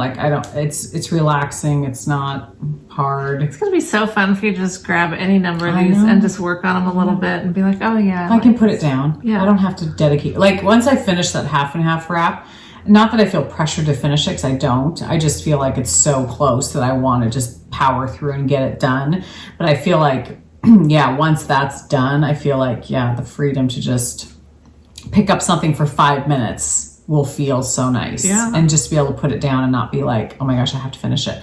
But the half and half I'm enjoying, and it's so close. But pulling out something like this, I know. I mean, I would want to just work on it some because it's just fun. So soft and fun, and it's small. You get through the rows fast, and a variety of colors, and just it's so soft. Well, yeah, these minis, I know, and that really appeals to us. It totally does, and I feel like it'll be a great fall, just sitting by the fire, curled up with my wrap. Can't tell we would like some weather that makes us want a fire. Well, it's funny because this is the first summer that we've had our deck now for I don't know how many years, a couple years. So when we bought our house, we had a huge deck that wrapped around the entire house. No. Did you get it done once we were up here? Because I remember coming down. Maybe, I don't remember. Yeah, so it's been roughly. Yeah, but our house had a huge deck wrapped around the whole house, but it was completely rotted. So we ripped it out and had no deck for a number of years because wood was so expensive. And then 2 or 3 years ago, we had a deck put on with a roof, so it's so nice. But anyway, this is the first summer where Bob and I have literally, I sit out there every day, at least twice a day. I'll go out there and just sit. And it's because it's shaded, because it's got the roof, it's got the view of the farm. It's just peaceful. And I told Bob, I don't know what it is about this summer in particular, but I just want to be outside. Maybe you've needed the extra peaceful things to kind of counter the... But we don't have the fire going, which is usually the reason I go out there is to put the fire on, but it's been too hot. But it's just the act of just sitting out there with a drink, my phone, my knitting, whatever, and just relaxing. It's just, I don't know. It's just, there's something so zen about it this year. Well, I do. I think it has something to do with you needing the extra zen in your life to counteract all the other stuff. Maybe, because it's just been so enjoyable. And I don't know, I'm just enjoying it so much more this year. So it's been nice to just go out there and knit and sit. And in fact, some nights I'll be out there in the evening and I leave my knitting out there all night. Oh. And then I come out the next day, I'm like, oh, I left my knitting out there. So not for any particular reason. I just will either go inside and then not come back out and forget that I had left my knitting out there or whatever. It doesn't get all dewy or... No, it's covered, so I think that must keep it off. But hopefully no bugs. That's the only thing I kind of worried about was bugs. But what else are you working on? Well, I pulled out my Bubbles cardigan. Ooh. Oh, this is the one. Oh yeah. Okay. I think. Yep. I remember that one. My original. Yeah. I was like, I really like these little. They're fun. They work as good little. I have one over by my chair for like, after I've, for little thread ends or yarn ends. Yes. Sorry. What are you? Well, I'm just like trying to organize my thoughts here. Go ahead. Keep going. Yes. I'm just laughing at all your stuff. Yeah, I know. Okay, so my Bubbles cardigan. Yes. Is it almost done? Well, when I put that on Instagram, I said, I'm going to finish this. Yes. I didn't mean like I'm about to finish it. I just meant my mindset is I'm going to finish it rather than just let it sit for the rest of its life or my life or whatever. So I'm nowhere near really being done. So people were congratulating, oh, good job, congrats. And I'm like, okay, I think I misrepresented myself because I didn't mean like, I'm about to have an FO. I just meant, I'm not going to frog it or whatever. Right. So I opted for the... So pretty. The more gray. I like that. Versus even though that black was my favorite black. Yeah. And I still love it. I just felt like this one went a little bit better. I think you couldn't have gone wrong either way, but I feel like that it's a good choice. It's great. And then the other good thing about not using that one, I think it's Blackbird by Miss Babs. And this is another Miss Babs, and I don't remember what it's called, but it's just some sort of gray. But the good thing about that is that Blackbird will go so pretty in like another crochet blanket or something that, so it's not like it's not going to go to good use. Oh yeah. It'll be like to put between colors again and another one like that. It's probably more universal, don't you think? Whereas this would be more, you got to make sure it matches. Maybe. But the black is more of a, it's not a neutral, but you know what I mean? Like black just kind of goes. I think this would go fine with any, with anything too, but it just seemed like it went better with these colors. But anyhow, so I've got a little bit more to go on this ribbing. Then I still have to do all the way around, whatever you call that band thing, the shawl thing that goes all the way, and then the sleeves. So nobody, don't be patting me on the back just yet. I've got a long way to go. Yeah. I kind of I was really sick of it for a while. And I didn't want to look at it. I didn't want to pull it out. I didn't want to do anything with it. Yeah. So I was just like recommitting myself to not letting this languish forever. You've come so far. It's like, it's funny how some projects, once you reach a certain point, you're like, nope, I can't. There's no turning back. Yeah, what would I do, really? Of course I'm going to finish it. It's just, another thing, too, is I ordered, and I do like these. These are the Gu 4-inch, and I really like them. Yeah. But I ordered that new set of needles that's coming out in like November or something. Oh, Lordy, I pre-ordered it. I sent you the picture. I'll pull it up. You sent me a picture? Yeah. I pre-ordered it through Arkansas Yarn. Okay. I could have ordered, even the shop down in Eugene that I sometimes buy from had it in their shop. But, of course, I love her, so. Totally. I'll pull up. It's just a gorgeous set. And so part of me is thinking, just save all your big knitting projects for when those come, because you're going to want to knit when you get those. Yeah. But you can transfer needles. I can certainly transfer them. That'll be fine. Yeah. Now I'm dying to know what they are. Well, I'm going to pull it up. Okay, look it up. Look it up. As soon as I put this away, I'm going to look it up. You'll be like, oh yeah, I remember. Or you might not remember, because it was, anything that's happened in the last couple of months has been kind of just, you've had a lot going on. It's true. It's true. I wonder how long I can use that excuse for. At least 6 more months. My brain doesn't remember that. Yeah. Okay, so this next one, I think if I'm thinking of anyone that I've thought about maybe ripping out, this one, I don't know. Those colors. I know. So this is the Calliope by Espostrico, which I love all of their patterns, and I've knit several of them. I was going to say lots, but I wouldn't say it's lots, but I've knit several of them. And they're all free, which is amazing. It's crazy. So it's just a basic sweater. Basic, but very pretty. It doesn't really show much of it, but it's got kind of a thicker neckband a little bit. So this one, again, you put with mohair. I think, you know, I went through that phase where I was like, I'm not going to buy any more yarn. I'm just going to stripe everything and use what I have. Well, I think that's good to a certain degree. Okay. So part of me, like with this one, I'm like, oh, should I just use one color, you know? Well, but I'm on the sleeves already, so I have to finish and those this one. colors are so I haven't pretty. looked at this one forever. You're not ripping anything. I have to finish this one. Never mind. I'm already on a sleeve, and I only have one other sleeve to go. So never mind. This one's staying. I literally haven't pulled this out at all. So it's so pretty. Okay, jeez. I love it again. Never mind. And it's super soft. Oh you just have a lot to do, is all. I do. Maybe I'll work on this one next, because honestly, I feel like this one's the closest to being done, depending on how long of sleeves I want. Am I already on the ribbing? No, I'm not. So I'll have to try it on and see how long that sleeve is and decide. But see, the neck, I think, is so pretty. I love how thick that is. It's a wide neckband. I just love the colors. I know, it is pretty. So I'm pairing this. I'm trying to remember how I decided on what yarns to use. Oh, Lordy, and I hope I know where all these yarns are. Like, seriously, for the other sleeve. So they're not in the bag? They're not in the bag. Why would they not be in the bag? I have no idea. Okay. Do you normally keep your yarn in the bag, or do you keep it? I have the mohair in here. Oh, you know what? What? Did I just use the white, that undyed white, and then I changed mohairs with it? That's what I did. Okay. So it's white all the way through, fingering weight yarn. And then these are the mohairs, which I better have more of. These are two of them, and then this one too. Yeah. So that might determine, honestly, how long my sleeves are, because I need to see if I have more of that mohair.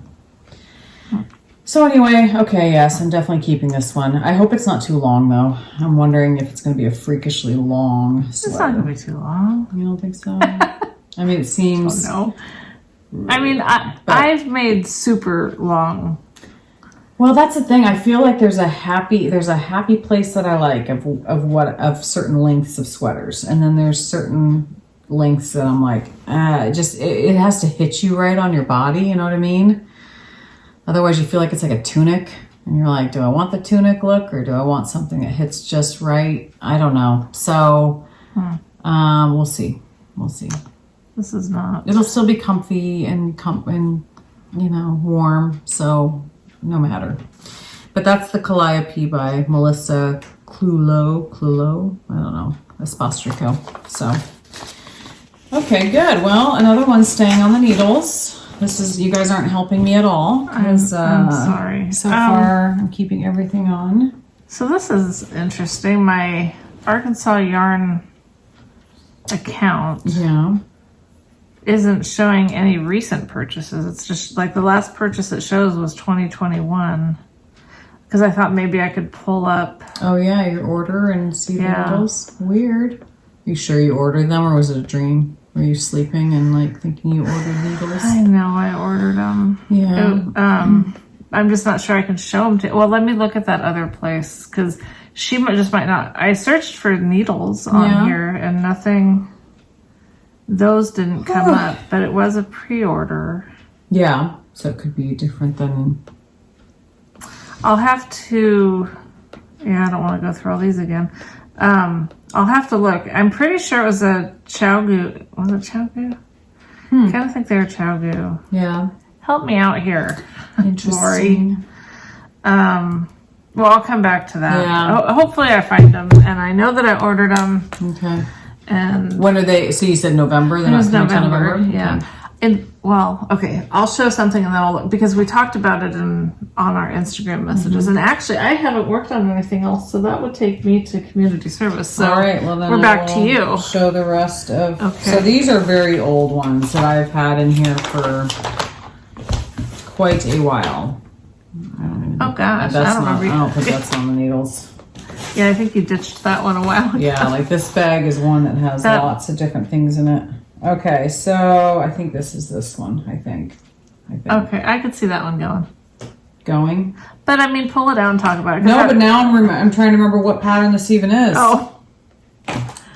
It's not that? Oh, I think it's this one. Oh, okay. Golly. See, this one looks too complicated. I'm like, yeah, I don't know if I'm going to finish this one. What is it even? Like, what is the... Oh, it's this one here, I think. Yes, this is it. Okay, so what's it even called?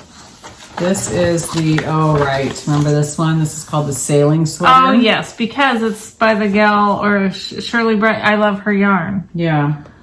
So this is called the Sailing Sweater, which is, it's kind of like, I think it's like knit sideways. It looks like it. And then I don't know if it's like seamed together. So the yarn I'm using for this is the Daydream DK weight from Knit Picks. Super fluffy, light pink. Love the color. This is how far I'd gotten on it so far. So this I literally have not picked up in months. I don't remember the last time I knit on it. Yeah. So the thing with this one is it's charted, which I don't mind charts. I don't. But it's like, it's one of those that you really got to keep track of. Like, and I don't even know. Okay, hopefully I'm on row 4. I don't know if that's accurate. Because I haven't looked at this in so long that I don't know if I took proper notes to know where I left off. It's so funny how when you're knitting and you think, oh, I'm going to come back to this tomorrow. And so then you leave a note that's sufficient for tomorrow. Right. But then you don't come back to it for 4 months and you're like, oh crap. It's terrible. What was that? I don't even know if that's right. I need to start writing dates. Like as of such and such date, I was on this row, or something. Because I don't know. I'm hoping that's accurate, but I'm not positive. So anyway, when things get this complicated where I have to have like a board and I have to have like notes and I have to have magnets holding the right place, it starts to get to me to the point where I'm like, do I love this enough? Like I have to love this. I have to love this a lot. And looking at it now, I'm like, it's pretty. It's pretty. I think it's completely reasonable to be very specific about, I want to love this or not work on it, especially now. When you first start knitting or whatever, sure, you're going to dabble in a lot of different things. But now it's like... I know what I like. You know what you like. Yeah. If the color's not doing it for you or whatever. I love the color. Yeah, the colors... I was thinking of those socks. Yes, whatever it is, it's just not... Because how much time do you get to do it? I know. You don't know. So this one might get ripped out. Because I haven't missed it. And... You don't look at that pattern and think, oh, I can't wait to jump back in. I don't. But on the other hand, you could probably figure it out if you think, No, I think I could. I think if I sat down with it, I could figure out, yes, I am on row 4. I don't know. I love the softness of it. Like there is aspects of it that I really do like. It's squishy and soft and warm.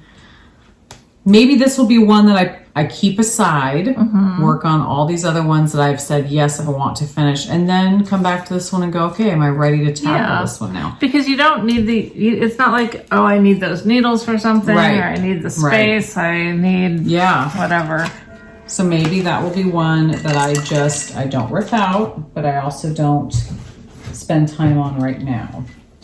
So again, we're not ripping anything out yet. Yeah, I know. That's okay. It's pathetic. All right, so this one is the Petite Knit Sunday Cardigan, which I love Petite Knit. I love all their patterns. I think they're so pretty. So this one's really, really pretty.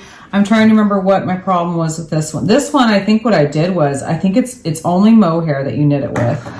And you have I think it's like 3 strands of mohair. So it's 3 strands. Oh gosh, yeah. So it's one of those that you're just like... Kind of a pain. Kind of a pain in the butt. So that's only as far as I got. But it's beautiful. It's very pretty. And I don't have many cardigans. So that's one reason why when I looked at that, I was like, yes, I need a cardigan in my life. But I agree. People need cardigans. Yes. Do they need to be knit out of 3 strands of mohair? I'm not sure. Well, the problem with this pattern, though, is if I decide not to do it, I stupidly, before I started this pattern, took all the mohair that I wanted to use in this pattern and literally put them all together. I remember. So now I have balls of 3 strands of mohair all together. Okay. Several balls. Is there a way to ply it to make it easier? I could on my. I mean, would that make it easier? On my thing. My wheel. Ladybug? My wheel. Yeah. Would it make it easier to work with? Or does mohair not really ply very well? I mean, it would ply to a certain degree. Yeah. I don't know if it would take away some of the fluffiness of it because you're like binding. I don't know. I mean, I could try it and see. The thing about mohair, and you know more than I do, but I have all those strands that don't always make it in the needle. Exactly. But I always just let those go. You do? And I just cut them. Yeah. Because they're so in there so well that they're never going to come out. Oh, really? They're not going to come out. Yeah, there's been times I've dropped. A lot more confident about yeah, there have been times I've dropped mohair and I'll look down and I'll be like, oh my gosh, there's a little bit of mohair sticking out, and I just snip it. I'm like, it's so well woven into that it doesn't matter. Like, it's not going to come out. No, I trust you. Yeah. It's so bound in there with all the fuzz. Interesting. That it's not going to come out. But see, I have all these balls. I have the bag's full of different 3 strands of mohair all together. For that reason alone, I think you better finish it. I think I almost have to. Yeah. I think it's not even an option. And maybe if you were, now I don't know if you've had a problem, but these are not the sharpest tip needles. So maybe if you were using Chowgu or something. See, another one with 3 strands. So see, they're beautiful. Like I'm going with different, pink is the main theme, obviously, but it's like they're all these beautiful creams and pinks and grays. And so I had fun making all these, 3-strand balls of mohair, but now I'm like, holy crap, I don't have an option. So I feel like I have to finish this one too.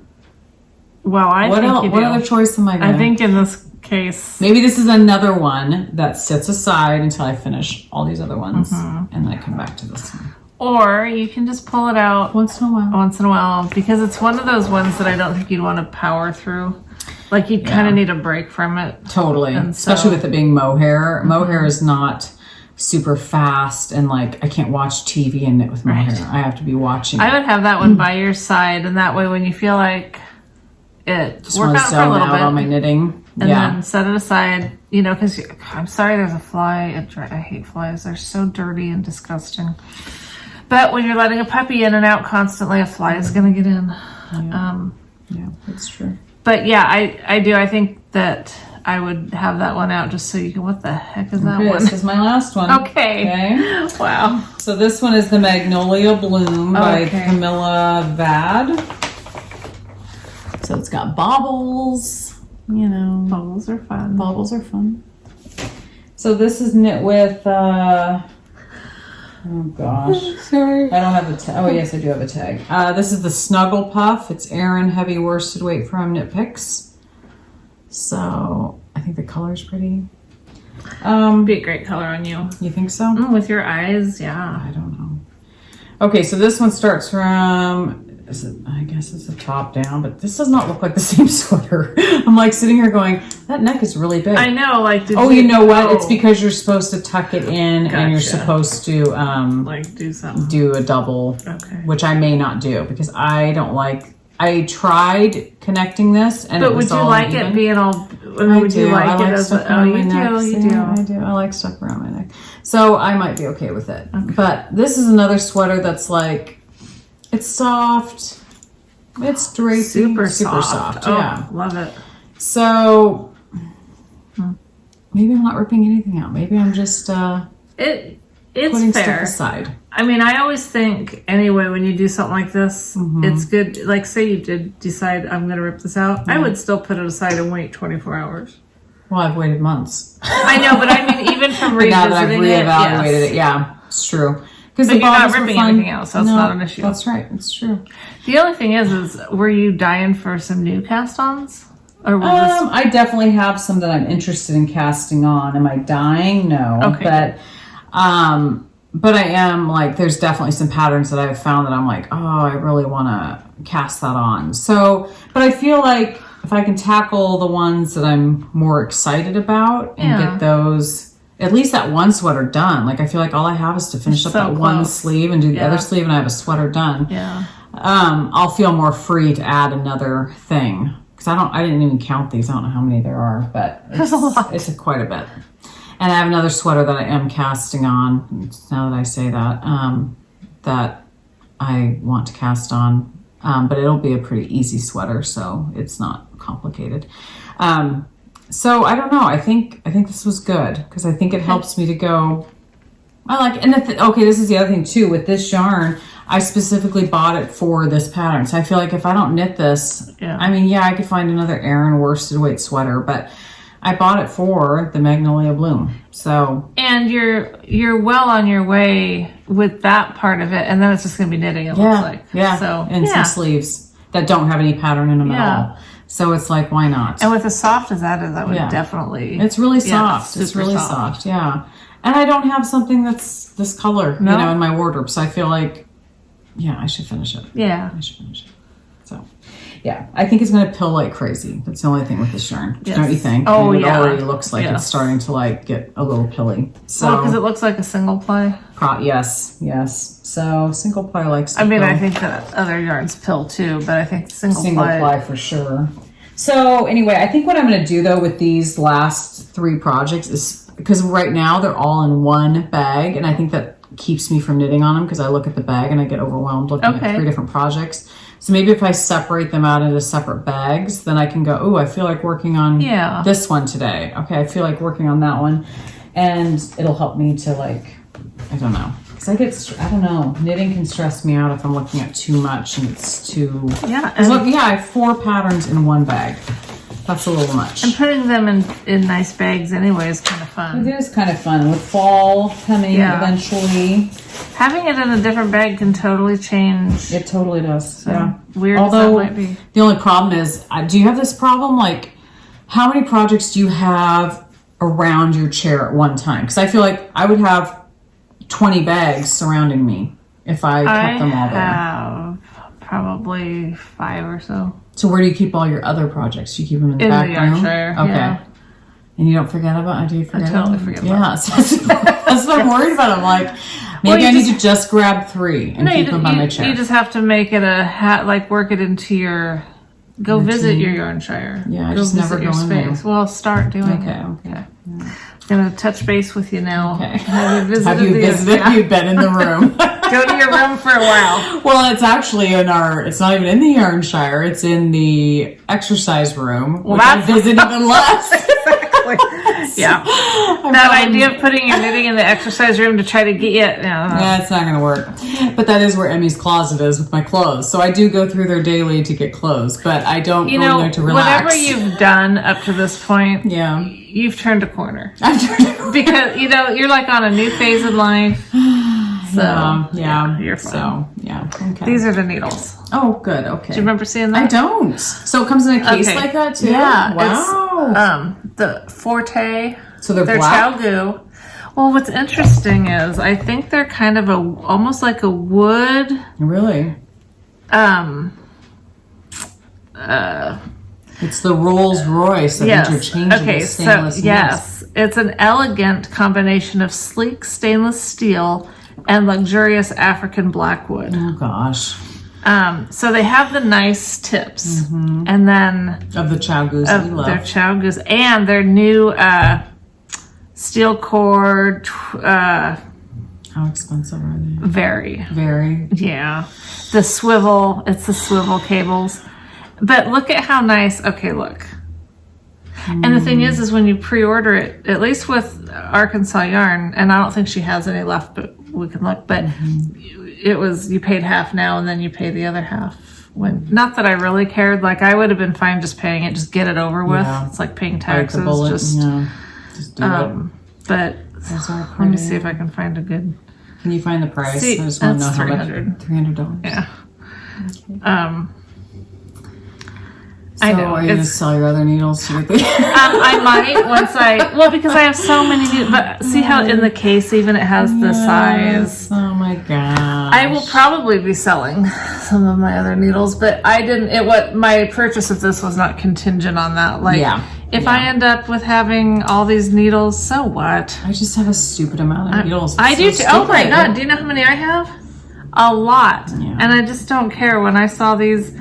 I wish that I hadn't just bought all those Lantern Moons because if I hadn't just bought all those Lantern Moons, this would have fulfilled that because I wanted, you know, some wood, some nice smooth wood ones, but wood nonetheless for like brioche and stuff like that. But I do miss the stainless steel tips. Well, you have to send me the link to that. Can you send me the link? Yeah. Do you know my birthday's in October? Yes. Christmas is in December. It was one maybe of, just. I didn't even think. I mean, honestly, it was one of those things. Sometimes you see those things and you're like, I shouldn't, you know, whatever. Yeah. This was one of those things. I was just like, no, these are the knitting needles that the light from heaven is shining down on. It's going to fulfill all of my needs. It's like, what's that religious group that takes that one lifetime trip to Mecca? Is it Mecca? Where do they go? I don't know. They walk on foot for days to get to this one. That it's like that's the needles. These are. Now, is it going to really change my life? I don't know, but they're sure pretty, We'll and see. I can't wait to get them. So you gotta wait till November? Yes, that's the hard part. I know, I was thinking, okay, it's August, September, okay, we're getting there. But it'll be a nice prequel to then getting all of our advents. Yes. Which, did you tell them which advent we just recently purchased? No. You didn't? Okay. And it was a FOMO. Me too. I knew that you were going to do it, and I was like, oh, that? Yeah. I thought you meant Amy's. Okay, I ordered that Amy's, because of you. Course, yes. Amy's, and then I also did Devon Ventries from. I'm not going to even need to make you one. Yes, you are, because I love your yarn. And I'm expecting it every year, so you've already formed that habit, so it can't be broken. No, I'm kidding. You could do whatever you want, but Devon from Knitting McPurley. I did hers also, but then the other one is the one that I was like, if I don't do it, you're going to do it, and I'm going to be like, oh my gosh, I wish I would have done it. When I saw Lock. If she could ever learn to pronounce it, that'd be wonderful. It's just, it's just this mental thing. It doesn't roll off your tongue. I have my own names for things. I know. It's okay. It's all right. Lock Bad and Lou, Moon Rising, Latch Yarn, and Lou, whatever you want to call it, Lock. I think so. Now I'm like questioning everything. Lock and Lou. Okay. Right, because lock and load. Okay. I think that's right. I just need to think of guns. That's right. There you go. I think that's right. I had one casualty of grace from her. My little sand dollar one from her, Grace got a hold of. So she's the gal that makes these adorable little Progress Keeper stitch markers. Like this one's one of hers, the little striped sock. You guys see that? She did an advent. It's just 4, right? Yeah, I think it's for every week of advent. Yeah. So it was, available for purchase yesterday, and she sold out really fast. I'm sure she did. I knew she would. And she said, on her Instagram, she said she would try to maybe get another opening before, but that's. So we did that. That'll be fun. It will be fun. Yes. It's something different. I mean, because, we get the minis, for our advents, but it'll be fun to get some. But you can see why I kind of want to save my knitting for when those needles come. Yeah, you have to save it. Yeah, I wouldn't knit from here until November. Stitch. Yeah, I know. That's how I felt when I ordered them. I was like, that's what I'm going to be doing. I have no other pretty needles, no other nice needles that I could possibly use until exactly. Then. You're so funny. I lost one of my one of my 3.25s I lost. That's why I ended up buying. I thought, you know what? I don't care how many I buy of ones that I like because I don't know where they go. They disappear. That's a 3.0. So I don't love that one. I think that's Knitter's Pride, maybe. I just don't like this one's a little bit softer. It's a little bit better. I just hate the hard plastic. See, that doesn't bother me a ton if it's not like this is. But I agree. I definitely do like this better. I just prefer rubber. Yeah. Rubber over hard plastic. But when someone had recommended buy the Clover ones, they didn't specify Clover Soft Touch, which I don't know why this is called Soft Touch. It's not soft. Or Armor. And I could have these mistaken. Maybe I've got them backwards. Oh no, because you know what? I kept this is the package. Soft Touch Crochet Hook. So that's what that is. And I don't think it's really soft. like I don't mind it, and I'm using it on my little square just because I like the size of how it fits in my hand. That's what I still love these ones. I love how sharp they are. I just wish, like, I could probably have Michael shorten them for me a little bit. You could. It'd kind of be butchering them, but he could sand it down nice. He could sand it down. I might do that because I do like how sharp that is. It's just that little bit that hangs over. It gets caught in my stuff. It's annoying. Yeah, it's really annoying. So either that or you need to find a way to grow bigger hands. I don't want bigger. I'm good. It's one of those two things. Michael's got to fix it or grow bigger hands. Yeah, I know. But when Renata and I went to the beach the other day, we stopped at there was a farmer's market going on in, I don't know if it was Seaside or what, but we stopped and I got these cute earrings. Adorable. Aren't these so cute? They're very cute. They made me think of you. I just bought a ton of earrings yesterday at the farmer's market because they had like 2 or 3 booths of the polymer clay earrings. You know, I'm obsessed I am with those. I bought like 3 or 4 pairs. It was ridiculous. Nice. I'm not wearing them today, but it was ridiculous. It's ridiculous. Well, I just thought they were super cute. They are super cute. And what's really cool, so Becky Sue Creations, but when we were looking at them, I said, well, if I didn't have issues, I would buy some. But they said, the guy says, my wife has that issue. That's why she uses niobium. Have you heard of that? I haven't. It's some sort of metal that people with sensitivities aren't supposed to react to. Wow. Okay. And I don't know if it's true or not. Well, but so far, I mean, I have no issue right now. Like I don't feel like scratching my ears or anything. We'll see how long that lasts. But really, that's great. So far, so good. Awesome. And these particular ones weren't on. They were on like a stainless steel or whatever, and she switched them out for me. So nice. Yeah, that's awesome. And they also have these crochet hooks. Oh my gosh! Okay, that's really cute. I know it's. I just, it's not soft, but it's pretty. It's got pink little flowers on it. That almost makes it worth it. I'd almost buy it just because it's not cute. That. Oh, I totally bought it because it's cute. That's the only reason I bought it. That's so stupid though, because it's not like it's super soft and comfy, but it's like, oh, it's cute. Okay, I'll buy it. Yeah, that's why I buy so many things. And I don't know if anyone has tried it. I've seen them. They have, and I wouldn't want to do it with this because this is pretty and I wouldn't want to cover it. But I've seen those crochet hook condoms that you put on and it's supposed to make it nice and squishy. Nice. Okay. If you guys have tried that, tell us because I think it would probably work. I know. I mean, what makes sense? How complicated? Yeah. Why wouldn't it? Of course, it's gonna make it better. Maybe. But I'm okay. I'm gonna try this one just because it's pretty. It is very and it does have the thumb rest. Yeah. It's which is kind of nice. Yeah. And the tip is. It's not super blunt. So I got the size.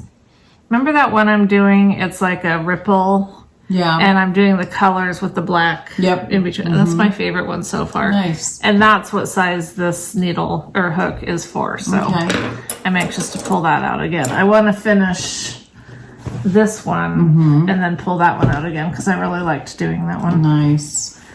So fun. Yeah. That's exciting. Yeah. Well, I love Leslie Friend, a friend to knit with, her podcast. I watch it as soon as she pops it up on YouTube because I just, her name's Leslie. So of course I have to watch her, but I also just love everything she knits. Really? This is another new one? No, I've been watching her forever. Oh, okay. Forever. In fact, I probably have binge watched all of her episodes because I like. So, Leslie what's her a friend to knit with? A friend to knit with. Yeah. And I wanted to mention you guys all those projects that Leslie just went through, showing from her bags and stuff. If there was something you are interested in, rewind, go back and watch because I'm not listing all of them. Yeah, way too much. I'm sorry. Way too much. Just not doing it. Okay. A friend to knit with. Yeah, friend to knit with. Leslie Friend that's her name. Oh. Yeah. So, but if you're going to find her channel. A friend to knit with. Okay. Yeah. Okay. Anyway, she was knitting this sweater called the Never Ending Story sweater by Suzanne Mueller, I think. Got a hair on there. It's just this, it looks ribbed to me, like a ribbed sweater. But anyway, she's knitting it with Pearl Soho's yarn. Okay. But it's their cotton, I have got to start knitting with cotton. It's 100% organically grown cotton. Because I think I could do that without having everything itch me like yours does. Yeah. This is their Buttercup Cotton is what it's called. Well, they had a sale recently, and so I bought 2 colors, sweater quantities worth of this. And this is what she's knitting hers out of. So I was like, okay, if she's knitting it and she likes it, then, you know. So this is called Morning Sky. So I bought 6 skeins of this color. And is this a fingering weight? I think so. I think so. I'm assuming so. I don't have enough of the information from the pattern to see, but and this color is called Blue Jay. So I ordered 6 skeins of Blue Jay as well. So I can knit 2 if I love it enough. Did you say it's Pearl Soho? Yes. Okay. Pearl Soho Buttercup Cotton. Okay. So it's 100% cotton. And I think for cotton, it's soft. Some cottons are super soft. Yeah. And I'm not kidding. Yeah. It didn't occur to me, and I think I did mention it on one episode, but like it occurred to me at some point, maybe the reason everything I knit bugs me is because I'm allergic to wool. Yeah. Which would make sense because I'm, Totally. Why am I buying all this wool? Why don't I buy cotton? Yeah. Well, because dyers don't typically do cotton. Do really beautiful colors on cotton. They don't. And they had a lot of beautiful colors. I do not know why I picked blue. I think I just had a blue day. This is going to be great on you. You think so? This one's Not a little, so it's vibrant. Yeah. I think it'll be great. It's just not a color that I would, I think is it a little bit outside your comfort zone? Do you feel like? Or outside your... Maybe. Which is kind of fun. Yeah. It's going to look great on you. Who knows? It's funny, I never was a good person to say like, that color looks good on you or that color looks bad on you. But I've come to the conclusion that I do not like the color mustard on me. I was going through my closet the other day and there was several pieces that were mustard. Yeah, you did mustard a lot for a while. Yeah, and it's funny because I held it up to me and I was like, I don't like mustard on me. I don't know why. I just don't like it on me. It doesn't make me feel good. Like, it's weird. I think people that are blessed with darker skin look amazing. Maybe that's what it is. And I feel like with my blonde hair, I just feel like it's too much like blonde hair and then mustard. I don't know, like I feel good in most colors, but that color I just was like instantly like, I don't like mustard on me. Yeah. And so I got rid of it. Well, I don't remember ever seeing it on you thinking that color doesn't look good on her, but I think just by and large, mustard, there's not that many people that can pull it off and look super good in it. Yeah. So I don't know. I've never had that feeling about a color before, but that one just made me go, I don't like it. I find a lot more colors now that I don't look good in because of my hair and throws you off or something, makes you feel like... Well, yeah, like I can't wear whites or grays up top anymore because I just end up looking super washed out. Yeah. Interesting. Which is fine. I don't really care. Fine, yeah. Well, and it's nice when colors that you like change and that you try different things. If we always wore the same exact colors our whole entire life, it'd probably be kind of... Yeah. I don't know. I guess. Change it up a little bit, just like I used to love orange so much, and now I'm just like, I love pinks and that dark forest green. I used to say I hated green, and now I'm like, oh my gosh, I love dark green. It is funny the little changes that we go through. Yeah, you've got some beautiful stuff over there. I'm just kind of pulling it over so we can do our pretty thing. Yeah. The other day I did bring this over. So this was this was one that I did from our last row one minis. Oh yeah, I loved it. Pretty. So this is how the size that they'll be when I just use 5 colors. Perfect. That's a good size. I like it better. Yeah, it's a good size. Yeah, because then, like we talked about, every round, at least each color makes it at least once a round. Oh, good. So it'll be fun to. It's really pretty. That'll be nice. It's a good size. It's not too big, not too small. And eventually I'll put a bunch of them together and have something. Have something to show for it. Okay, are we on community? Yeah, you know what? I have another giveaway type thing. If you have an iPhone, so remember the one I bought to get me by? If you have an iPhone Pro Max, iPhone 11 Pro Max. So it's not the current version, it's like the last one. And Pro Max, so it's the big. You know what phone you have. If you have any iPhone 11 Pro Max and you want this case, let me know. Okay. The other day I was experimenting with my hair and I did it like in a bun and then stuck a shawl pin through it because I never used my shawl pins for hair. And it worked great. It held my hair. And so I was all, you know, like, and so I go and show my husband, I'm like, look, I use my shawl pin to hold my hair up. He goes, yeah, now you really look like an old lady. Oh my gosh. Like, did you slap him?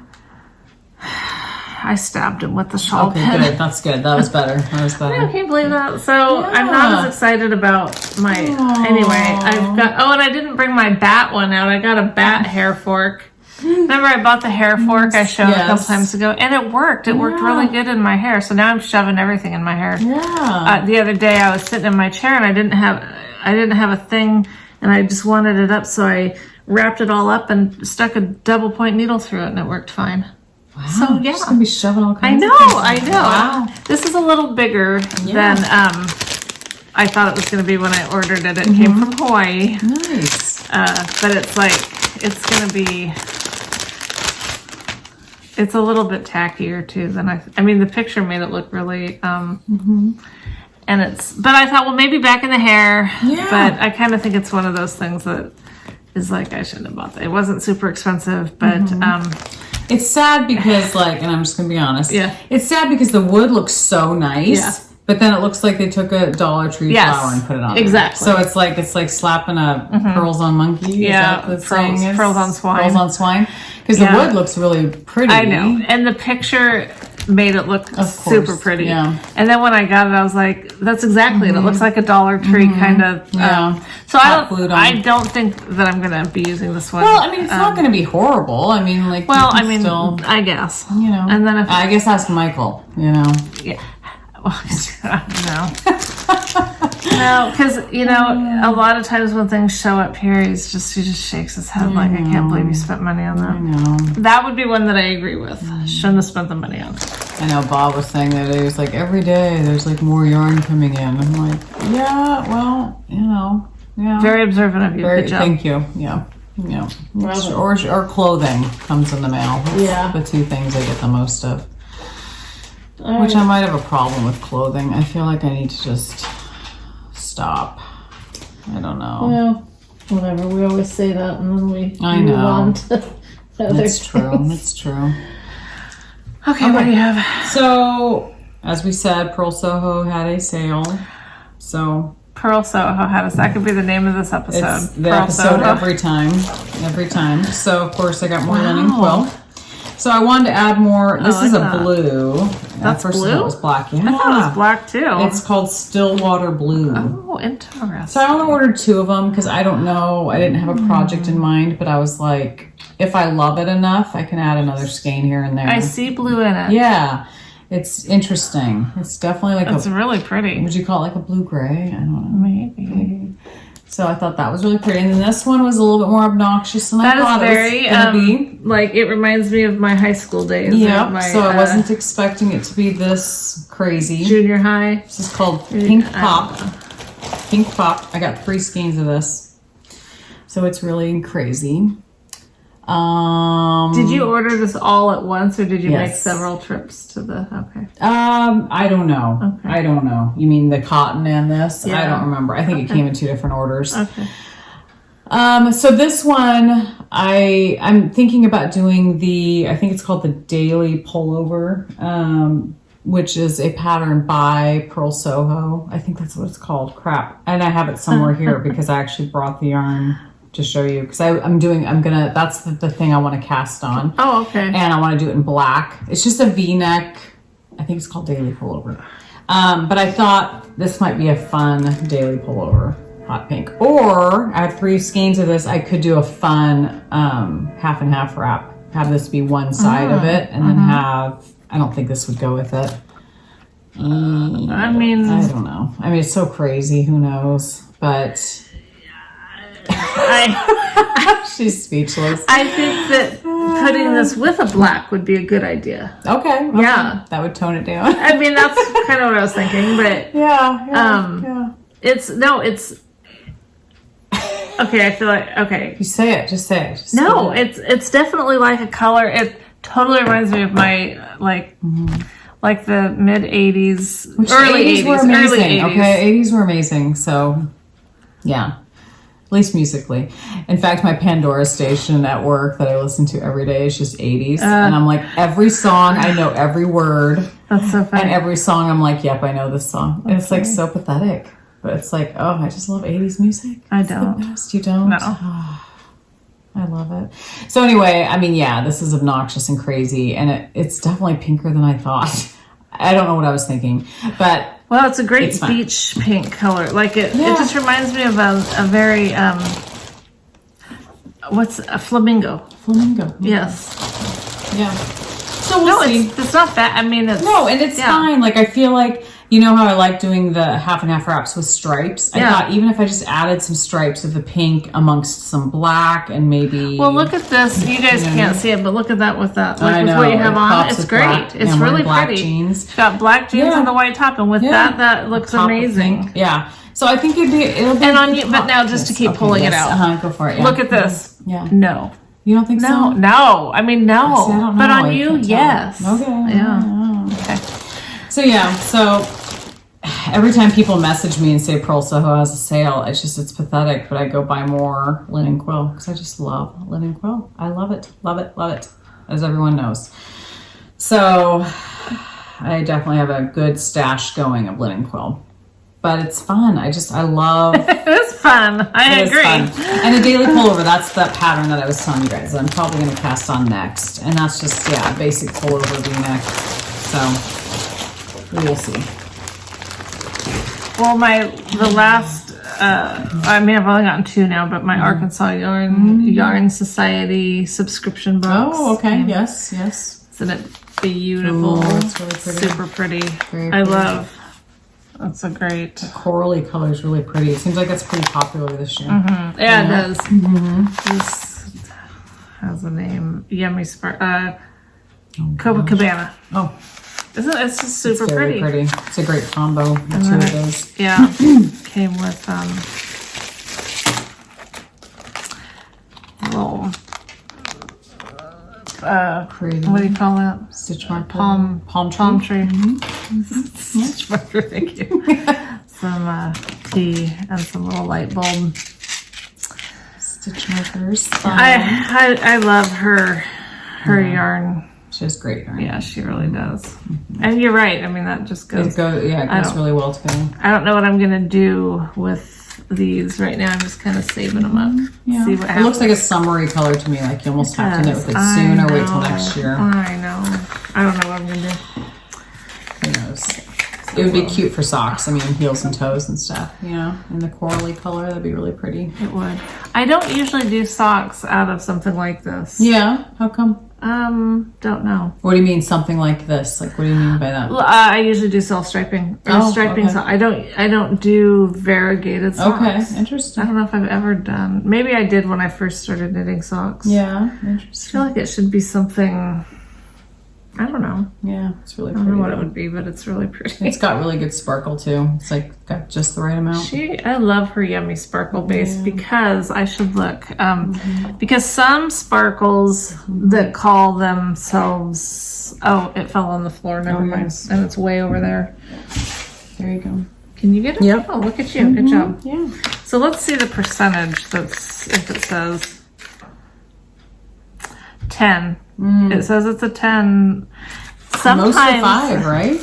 Most are 5. Okay. And I usually shy away from them if they say 10 because it usually looks like too much. But it's not too much on here. Yeah, hers is perfect. And I don't know if part of the reason that I like this is I like the Stellina better than that Lurex. Yeah, I definitely prefer the Stellina over the Lurex for sure. Which is kind of funny because I got some yarn from Chicken Lady. Oh yeah, Fiber Arts, and I love her. But she had this.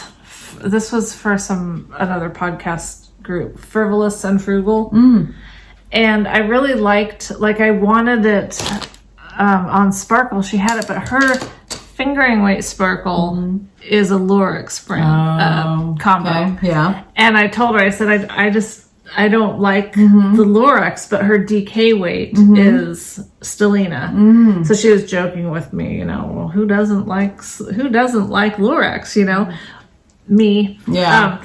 But I know, because that's how I feel about, who doesn't like sparkle? Right. Why would you not like sparkle? But there are just people that don't. And so there's odd people out there. I get it, because I'm one of the people that doesn't like the Lurex. So. It's true. I feel like it feels just more fake, more synthetic or something. I don't know. Yeah. There's just something about it. It feels more thread-like. It just has a different look. But yeah, I'm sure that's how some people view the Stellina sparkle that we like. That just looks kind of whatever. I feel that way about us.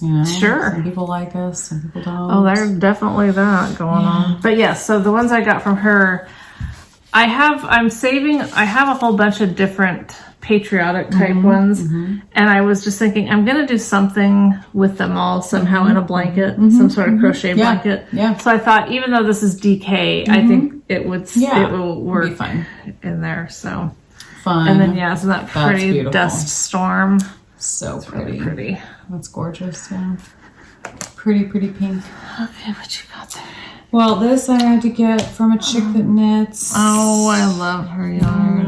I love her stuff too. So this is her deluxe sock Pegasus colorway. I like that mini that you have there. So pretty. Very pretty. I love it. I just love, I don't know, to me this is kind of a neutral. It's not really neutral, but I feel like it's mostly white. Yeah, look at, see, there's that coral. I know, that coral. People are liking the coral. Yeah. And then I got a couple of mini skeins from her. Don't you have this color? I think so. Which one is it? I love Primrose. I think you do. I might even have a skein of it already. But super as soon as I see it, I'm just like, I love this colorway. Her colorway that she has, and I'm sure if I asked her, she would do it, but that Admiral Blue, every time I see it, I want to order it, but it's not listed as being in sparkle. Oh, and I know she's had it in sparkle because I have a mini of that colorway in sparkle. Okay. But I just want to have 10 skeins of it. I don't know what I'd do with it, but I just want to own a bunch of it. I know. Because it's so pretty. That's how I feel about Primrose. I think it has all the best colors. It does. It's gorgeous. It's all the best. I think I used that in my giant blanket thing that I did. That's why I got two. I was like, oh, I need one for in my blanket. Yes. I need one for just in case. Exactly, the backup. A backup in case. I got these from Barnyard Knits on her deluxe. This one. I love this one, but that one. English Garden, I know. It had been in one of the row ones that we got. Oh, okay. And I loved it. It just needs to be on sparkle. Totally needs to be on sparkle. But the thing is I like her, if her deluxe was sparkle, it would be perfect. Yeah. Because I like the little bit, not to where it's almost like DK, but I like them when they're a little bit plumper. Beefier. Yeah. Because that's one of the things about. So I got First Snow, which I love. Yeah, I love and so that's the one that you were doing. Okay. Yeah, it's just gorgeous. And then English Garden. It's beautiful. English Garden is just so pretty. It is gorgeous. I love the greens, and it's just a great combo. It is very. I feel like it can be very Christmassy, but yet it can also go not Christmassy. You know what I mean? I feel like it's a good Christmassy, yeah, don't you think? It's like a vintage Christmas. To me, it's just a vintage color. Yes, it just reminds me of Renata and I stayed at a bed and breakfast years ago called something The Lion and the Rose or something in Portland. Yeah, it was an old Victorian, and just reminds me of those kind of colors. Yeah. So pretty. I wish they were on sparkle. I know. That's just a given. It's a given. Yeah. Anytime it's on sparkle, it's that's what sends me over the edge. Me too. If it's not on sparkle, I second guess. Should I buy it? I don't need it. Because if I buy it now and then they make it available on sparkle, I'm going to be kicking myself. I know. But I don't think, for one thing, I've never seen her have the deluxe on sparkle. Bummer. And I just think that the sparkle maybe it doesn't come that way. I don't think so. It might. Who knows? There's no way these dyers can have everything that everybody wants. Why not? I don't even think they need to do that. They just need to have what we want. Exactly. just fulfill our every dream and wish. Yes, please. What else you got? I'm just down to my row one minis. Okay. Yep. All right. The only other thing I'll show besides the row one, we had Nick and Kim and the kids over. My daughter-in-law gave me, or it was from all of them, but she found this somewhere. It's It's an antique yarn. Well, she said probably twine. Oh. Holder. Oh my gosh. But isn't that cool? That's very cool. And it locks in place. Yeah. That's cool. And then it has a little tiny hole there you can see for like a twine or something, but a fingering weight would still fit definitely. There. I don't know if I could actually fit I could see the dogs absolutely loving that, rolling around on the floor with yarn in it. That would drive me insane. Following it around. But yeah, isn't that cool? That is really cool. That was nice of her. Yeah. So thoughtful. Very nice. Very fun. Okay, so this month was from Purls Before Wine. Yeah, and they're in Washington. I think I pick wine before pearls. Would you? But, you know, maybe I'm not a big wine drinker, so if it was like wine, beer before, it depends on the beer too. Yeah, so it does. We're picky. I guess so. Yeah. All right. Well, what do we have here? So this one is Lazy Daisy, which reminds. Such a side note. My daughter's friend Daisy came to her wedding she came all the way from Utah to come to the wedding, and I just love her. I don't even think she watches this podcast, but I love Daisy. So it just made me think of her. But she's so sweet. It was so fun to talk with her at the wedding. Nice. Yes. Bellinis at brunch. There's that corally color. This one's called Mama. Mama. Storm. I like Storm. This is Palouse.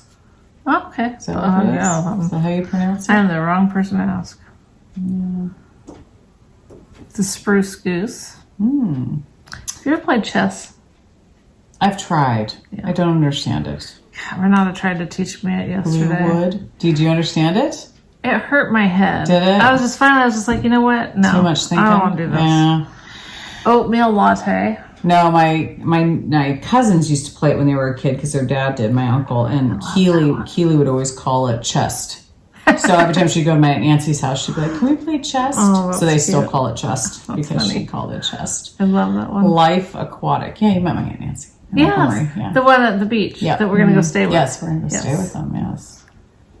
We totally have to do that. I would love to go. You would have so much fun. Can we plan it now so I have something to look forward to? Yes, let's do Lavender latte.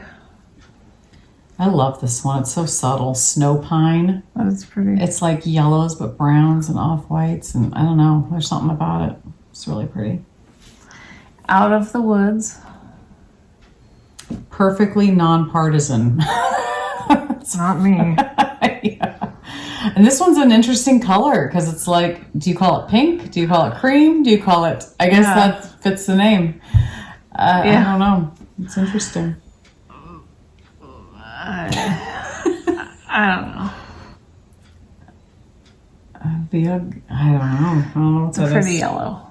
And it has the word yay in it. I don't know what this is either. Aloe Govna.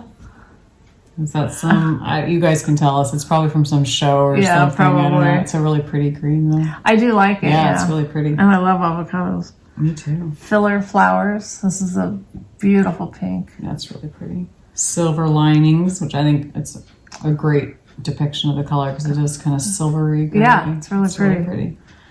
Bridgerton House. I haven't watched that. You haven't? No. Oh, you should. Really? Yeah, it's interesting. It's good. This was my favorite out of them. I Want Candy. I think the pinks are so pretty. That's pretty. Yeah, so fun. Dirty Chai. Ooh. So fun. Yeah, we love getting our Real One minis. Very fun. They're so fun. And now I feel like my basket's getting full of minis again. So good. I'm feeling excited about like tackling my crochet blanket. I have that on the couch waiting to be worked on. I haven't worked on it for a while, but I'm anxious to get some more minis put into that, and also just to find other projects that I want to knit with my minis. I had fun going through my basket of previous, row one minis and just putting together different sets of 5. Yeah, that's cool. That I thought went good together. And so not necessarily keeping them together based on dyer, but just putting that's cool. The ones that we're getting now, I am keeping together. Okay. For the those most specific part. Squares. Yeah. But it's just kind of fun to go. Rogue. Yeah. Like, I don't know. Yeah.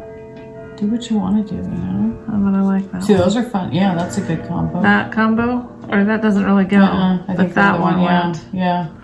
I think this one could go with it too, maybe. But you're doing 5s. Doing groups of 5s. Well, I don't know. That gives a little bit more contrast. Yeah, I don't know. It could work. I don't know. It could work. I'm so bad at that kind of stuff, putting the colors together. I had thought about doing these ones as a giveaway because, that would be a nice thing to do. I should just do it. I'm going to do mine as a giveaway. Are you? Even though I really like, some of these. Do mine as a giveaway too? No. Whatever you want. Why not? Because if I'm doing it, you don't need to. Yeah, but we're so blessed with so many minis. And it is fun to do a giveaway. And then we'll have 2 giveaways. 2 people can win. Whatever your wishes. Yes, let's do it. All right. Let's do it. We're going to, this month's row 1 minis, we're both going to sacrifice. Oh, I don't have my bag. It's okay. I have probably bags from previous times. Okay. And it's not because we don't love them. We absolutely love them. I know. I love this one. This one will be hard for me to Okay, you know what part let's with. do? What? I mean, we could. What? We could each pick 5 from them that we want to keep, and then each contribute 5. Let's do that. Okay. Yes, that makes me feel We just this just got a whole lot better. So we just were very generous, and then we pulled it back. Exactly. And now we're being slightly greedy. Whatever. Yeah. Okay, so we're going to have one winner. And, hey, take it or leave it. Sorry, there's some that I have to have. No, I totally agree. Yeah. So, awesome. And it'll be a surprise. We'll let you know which ones are going to be. It'll be from the same dyer, so you'll still get 5 from the same dyer. So 10 total. 10, yes. Yeah. Just one winner getting One 10. winner. And I think that's fine. I think that's good. Do we have a prompt? No. Well, maybe they could go to their site and check out Purls Before Wine. I mean, it would be more advertising for them. Yeah. Or row 1. I mean, I mean, there's nothing to see on her site though. So you don't get to see. So yes, go to this particular dyer and check her out. Yeah. And if you are entering to win it though, put row 1 minis in your comment. And that way I can search specifically for that. Yeah, that'd be good. That'd be nice. Yes, for sure. Okay. So, cool. Yeah, we made a decision. Oh my gosh, we're over 2 hours. And that's not even including the little Renada segment. Oh my gosh. Whatever. Sorry, guys. It's been 3 weeks. And it wasn't my fault last week, so it was her fault this time. Yes, it was. Because we had Renada's been here and that day we had Nick and Kim and the kids over and Rebecca and her boyfriend came over and it's a lot. She couldn't handle me on top of all I would that. have preferred. No, I'm not going to say I would have preferred. I just, it was a lot. It was just, you can love everyone and still want to have your quiet time. No, it's true. I feel that way too. I'm very social. I love being social, but then there's a time where it's like I have to just be by myself. Yeah. Like even just driving out here today, usually Bob comes with me, but it just felt good to just be by myself. Yeah. It was like I just need some alone time by myself. Yes. Like, it's just it's good to feel that way. Choir here, honey. Yeah, so I do even like just being home by yourself or whatever, it's just nice to feel like I don't know, by yourself. We wouldn't want to give up the lovely people that we have in our life. It's just there's totally not something nice about alone time. There is. Helps you for sure. All right, well, we made it through all of our stuff. We did.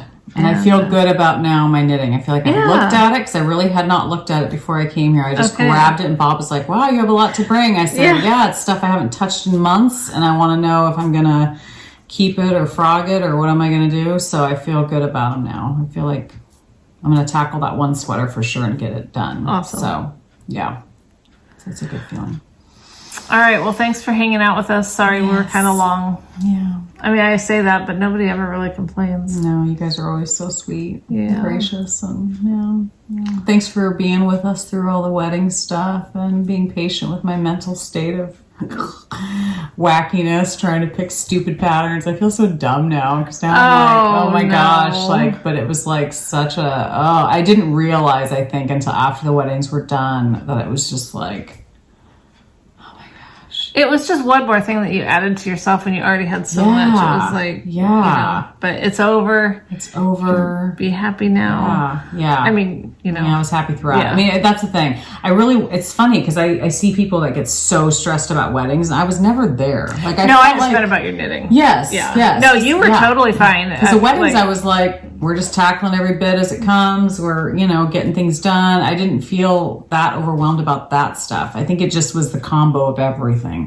new job, changing jobs, weddings, knitting, having your daughters get married 2 weeks apart. I mean, just all these different things thing. Combining. It's like, oh my gosh. So I know somebody asked me, they were like, yeah, they were telling me we had 2 kids that were going to get married a couple weeks apart, and we told them no, they couldn't do that. They had to put it a couple months apart. And I told Bob, I was like, I don't know if I would have liked that though, because I still would have been thinking about it. I still would have been I would have still been thinking about one more wedding coming up. This way, it got it done in 2 weeks. They're both married. Now, if you're going to have it it's got to either be years or, just get it done. Yeah. Because I feel like now I'm done. You're done. I was able to use some of the wedding stuff for both weddings, which was nice. So I feel like, I don't know if I would have wanted, and I bled the money at the one point, and now it's done. So I feel like all this money for tattoos and stuff. Exactly. So it's just a good feeling. I feel like it's just nice. That's great. So, yeah. So, all right. We'll have a good couple weeks. I think we'll be at the end of August, our next one, which is insane. It'll be almost fall. I know. Yay for fall. I know. It's been such a hot summer. I know. I'm ready to turn the air on and get my shirt off. I'm sure. Yeah. Okay. So we'll be able to turn it off now. We're going to turn it off now. Yeah. Okay. Don't want to change our rating. Bye. Bye.